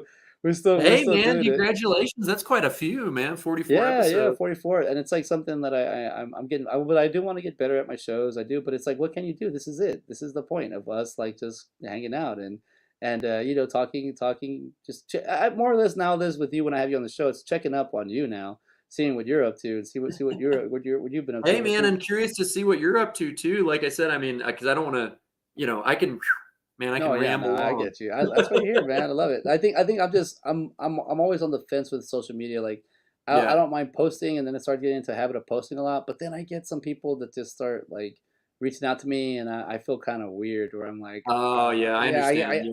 I feel I don't want to be rude, but also too, so I'm like I tell some people like, hey, okay, thank you, bye, and then like, well, what about this? I'm like, yo, I don't have time to talk. But I have a question. I'm like, oh my god, just stop. It's like it's like it's not even You stuff gotta about have, I know me. what you're saying. You gotta have your, especially if you're an introvert, you gotta Yeah. have your times to just disconnect. Yeah. Yeah, especially For like, sure. For sure. and so my eyes are just calling screen, screen, screen, screen. So I'm like, Oh, I yeah, understand it's man. that. My eyes are way worse now than Yeah, they were years ago because of so much, uh, on yeah, this little yes. device It's here, just I can't help it especially. sometimes. Yeah, man. And a lot of things like I don't like you do this, the things at work, and but Yeah. all the time I need my son is like the main thing right now. So I get Oh, so much. dude, that's super important. Super I get important. so Yeah. much joy out of just just snipping. I just drop everything where it's at, and I just spend time with them because I have to. I started learning Yeah. the thing about with children is that they need their parents to give them attention and be there with them, and Oh, for sure, man. Yeah. even if we're both drawing or doing something like, but he's over here and I'm over there, or he's like, no, we need to do it together. Like Yeah. it's a weird thing where children, but I like it. I love it. We I planned him. He's here, and I love everything about it. But man, it's I love the it's like challenge accepted, and then more challenges, more challenges. I'm like, all right, cool, let's take a break. It's like, Oh, dude, and that's something I'm not even experienced with. And that's to answer your question that I think was near the beginning of our talk. That's why I probably spend so much time on this thing. And I bet Mike from the All We Need Is Sleaze, to plug him again. Like I said, definitely check him out. yeah, yeah, man, Um, follow him. I always start following he him. yeah, I mean, I think it's the same thing for him that both, the pandemic, like you said, your own mental health struggles. A lot of us have that on social media. That's probably why we go to it, Yeah, is to try to find that sense of community. And that's why, hey, lucky you, man, because I mean, it doesn't get closer than that, like the father and the son bond. yeah. I think a lot of people, they maybe don't have, they're maybe missing those closer bonds, in-person bonds. That's why they end up in social media and these online communities and things, right? I That, can and also, see like you say, for their mental health too. But yeah, seeking a sense of some sort of, yeah, yeah, I can see the online, like when you meet someone online, you think like you're really close with friends. I could see that, yeah, but it's to me, it's still the person. Because also, I'm studying all these human behavior books.